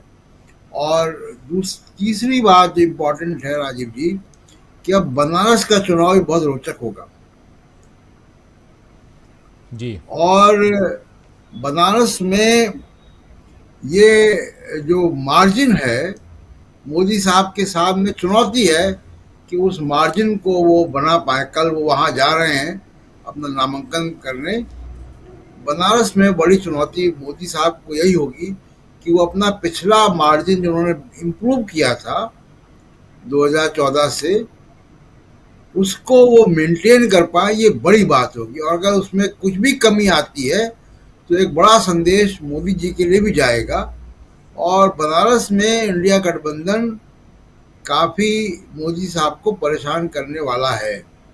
जी राजीव जी जी जी संजय जी, क्लोजिंग कमेंट चाहूंगा। और तमाम बातें अभी सुन रहे थे आप। अब अगर चौथे फेज के बाद किसी नतीजे पे पहुंचा जाए तो क्या कहेंगे? 3 फेज के बाद 4 और चारों फेज मिलाकर ये चुनाव किस दिशा में जाता हुआ दिखाई देता है? राहुल गांधी की बातें जो कह रहे हैं कि 4 जून को प्रधानमंत्री नरेंद्र मोदी नहीं बनेंगे, इसमें कितना दम दिखाई देता है? हम लोग सब लोग सारी बातें कर रहे थे। अब राहुल गांधी, मैंने जैसा सुनील जी ने कहा था कि राहुल गांधी कह रहे हैं तो ऐसे ही नहीं कह रहे होंगे, उनके पास सूचना होगी और उन्होंने उतना काम किया है कि हम लोगों को यकीन करना चाहिए कि उनकी सूचना सही है। एक बीजेपी में प्रधानमंत्री ने कल एक इंटरव्यू छपा था जिसमें उन्होंने कहा है, जिसका शीर्षक था, मतलब एक जवाब है, we don't need populism, people have seen scale and speed at which we deliver. मतलब कि हम लोगों को लोकप्रियता पाने वाले काम करने की जरूरत नहीं है, लोगों ने देखा है कि हम किस पैमाने पे काम करते हैं। तो लोगों ने देखा है कि क्या कैसे काम करते हैं। इसलिए मुझे लगता है कि प्रधानमंत्री के पास भी कहने के लिए कुछ है नहीं। और मैंने वो अखबार के इंटरव्यू की बात है तो, और शीर्षक है उसका, तो समझ लीजिए कि सबसे बड़ी बात यही होगी उसमें। तो प्रधानमंत्री के पास अगर कुछ कहने के लिए नहीं है कि वो क्यों जीत रहे हैं, तो हम लोग समझ सकते हैं कि हालत क्या है। मैं उत्तर प्रदेश में रहता हूँ, गाजियाबाद में हूँ, और अखिलेश यादव का प्लान था गाजियाबाद से गाजीपुर तक का। तो अगर गाजियाबाद को उदाहरण लिया जाए तो यहाँ जिस ढंग से काम हो रहा है, और जो अरविंद केजरीवाल ने कहा कि योगी जी को हटाने की योजना है, अगला स्टेप वही होना, तो उससे लग रहा है कि नीचे कार्यकर्ताओं के स्तर पर भी है कि किसी तरह कुछ सीटें आ जाएं और वो सब लोग अचानक सक्रिय हो गए हैं और काम करते हुए दिख रहे हैं। इन दिनों जब पोल हो रहा है तब, और ये काम तभी शुरू हुआ जब उत्तर प्रदेश में चुनाव शुरू हुए, उससे पहले काम करता हुआ कुछ दिख नहीं रहा था। उसके अलावा अमित शाह का जो भाषण है या प्रधानमंत्री का जो भाषण हो रहा है, अमित शाह बोल रहे हैं पीओ को ले लेंगे हम वापस, सीए फिर से नहीं आएगा, हिंदू मुसलमान कर ही रहे हैं। तो इन सारी बातों से लगता नहीं है कि वो भी उम्मीद कर रहे हैं कि जीतेंगे या जीत सकते हैं या सत्ता में वापस आ रहे हैं। इन सारी बातों से बिल्कुल नहीं लगता है। लेकिन कुछ पत्रकार मित्र अभी भी कह रहे हैं कि 400 पार हो रहा है। और कल मुझे एक सज्जन सड़क पे टकरा गए, वो भी कह रहे थे कि 400 पार आ रहा है। तो मुझे लगता है कि इन लोगों के 400 पार का आधार ईवीएम जैसी कोई चीज हो सकती है, और उनको लग रहा होगा कि मोदी जी हैं तो कुछ ना कुछ मैनेज कर लेंगे। तो ये लोग इस आधार पे कह रहे हो सकते हैं, और जाहिर है मोदी जी उस आधार पे नहीं कहेंगे, या बीजेपी का कोई अधिकृत प्रवक्ता उस तरह से नहीं कहेगा। तो अगर कोई कह रहा है कि हम जीत रहे हैं तो उसको ईवीएम का भरोसा है। बाकी नेता लोग जो कह रहे हैं उससे कहीं किसी भी तरह से ये निष्कर्ष नहीं निकाला जा सकता है कि वो जीतने की उम्मीद कर रहे हैं। और जैसे प्रधानमंत्री ने कहा कि हमें पॉपुलिज्म वाले किसी काम की जरूरत नहीं, तो जिसकी जरूरत है या जिससे वोट मिलता, जैसे रमेश विधुड़ी, अगर मान लें कि उसी से बीजेपी को वोट मिलता है या उसी लिए बीजेपी पसंद करती है, तो उन्होंने वैसे उम्मीदवार इस बार नहीं बनाए।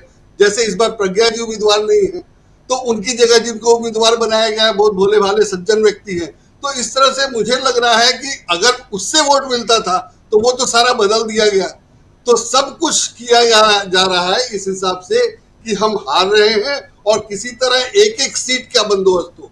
दावा किया जा रहा है 400 पार का, और एक एक सीट का बंदोबस्त हो रहा है। जैसे मनोज तिवारी को रखा गया, बाकी को सबको बदल दिया गया, और कांग्रेस ने मनोज तिवारी की भी व्यवस्था कर दी है, तो अब वो पड़े हुए हैं। तो मुझे लगता नहीं है कि कहीं भी इनकी स्थिति ऐसी है कि ये किसी भी तरह से निश्चिंत हो सके या उम्मीद कर सके, और परेशानी दिख रही है। इसलिए मैं तो अभी यही उम्मीद करता हूं, लेकिन अपने पत्रकार मित्र लोग कि 400 पार हो सकता है, तो फिर जी। उम्मीद भी करना चाहिए कि कुछ होगा। नहीं जी, बिल्कुल।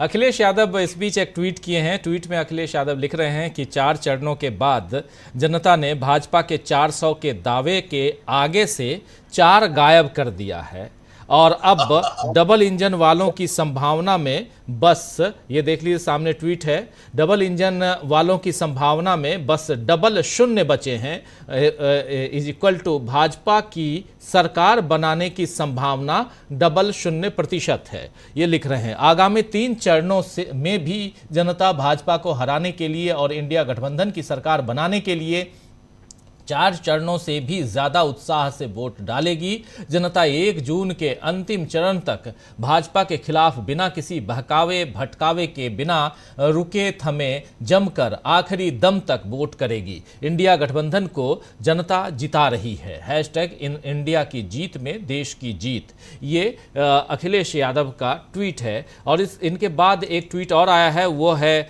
राहुल गांधी का। राहुल गांधी आगे की रणनीतियों की बात कर रहे हैं और लिख रहे हैं कि 1 जुलाई 2024 को सुबह 1 जुलाई 2024 को सुबह गरीब परिवार की महिलाएं जब अपना अकाउंट चेक करेंगी तो उसमें 8,500 रुपए आ चुके होंगे और इंडिया की सरकार में ऐसा हर महीने की पहली तारीख को होगा। यह है आपके एक वोट की ताकत। महिलाओं को लेकर साथ, अब हाथ बदलेगा हालात। यह है राहुल गांधी। सीधा अंतिम समय में छक्का मारने की कोशिश और मारते हुए दिखाई दे रहे हैं। और यहाँ पर 8,500 रुपये 1 जुलाई को जब महिलाएं मतलब ये दावा कर रहे हैं, तो ये इन दावे वादे ये सब सारी चीज़ें चलती रहेंगी। लेकिन साथ साथ 4 चरणों के मतदान अब खत्म हो चुके हैं और मतदान खत्म होने के बाद जो परिस्थितियां दिखाई दे रही हैं उसमें कहीं ना कहीं बीजेपी के लिए और एनडीए के लिए गंभीर यहाँ पर समस्या उत्पन्न होती हुई दिखाई दे रही है। तब जबकि बीजेपी के लोग ही अगर ये कहें कि समाजवादी पार्टी के लोग वोट डालने नहीं दे रहे हैं, तो और फिर क्या माना जाए, वो भी उत्तर प्रदेश जैसी जगह में जहां अभी तक यही हमने देखा कि जिस भी ढंग से हो, तोड़ के फोड़ के, जैसे रोक के, जैसे भी हो रोका जा रहा था। लेकिन इस बार परिस्थितियां बदली हुई नजर आ रही हैं। तो चलिए आगे देखते हैं होता है क्या। अब 20 तारीख को अगला मतदान है, अगले फेज का, यानी 5वें फेज का। और 20 तारीख वाला भी है, बहुत महत्वपूर्ण है क्योंकि अमेठी भी है और रायबरेली भी है। उसमें राहुल गांधी के साथी सहयोगी, पुराने सहयोगी किशोरीलाल शर्मा अमेठी से उतरे हुए हैं और वो कितनी चुनौती पेश कर रहे हैं अमेठी में, क्योंकि वहाँ भी परिस्थितियाँ बिल्कुल बदल चुकी हैं। आपके पास हम लगातार वहाँ की खबरें पहुँचा ही रहे हैं। तो और साथ साथ अब जैसे प्रशांत टंडन जी कह रहे थे कि परिस्थितियाँ अब थोड़ा सा उधर शिफ्ट होंगी, गोल जो है वो शिफ्ट होगा वाराणसी की तरफ। लेकिन हमारे साथी सुनील शुक्ला जी जो कह रहे थे कि उधर से जो दक्षिण के राज्य हैं और गैर हिंदी भाषी राज्य हैं, वहाँ से भी कोई उम्मीद भाजपा जो लगाना चाह रही है वैसी उम्मीद दिखाई नहीं दे रही है। और साथ साथ डॉक्टर प्रकाश हिंदुस्तानी जी ने जो बात रखी है उसमें भी काफ़ी दम है कि चाहे महाराष्ट्र हो या मध्य प्रदेश हो, हर जगह परिस्थितियां बदलती हुई नजर आ रही हैं और इंदौर तो उसका उदाहरण है। और इन सब बातों के साथ अब इस कार्यक्रम को समाप्त करने की इजाज़त चाहता हूं।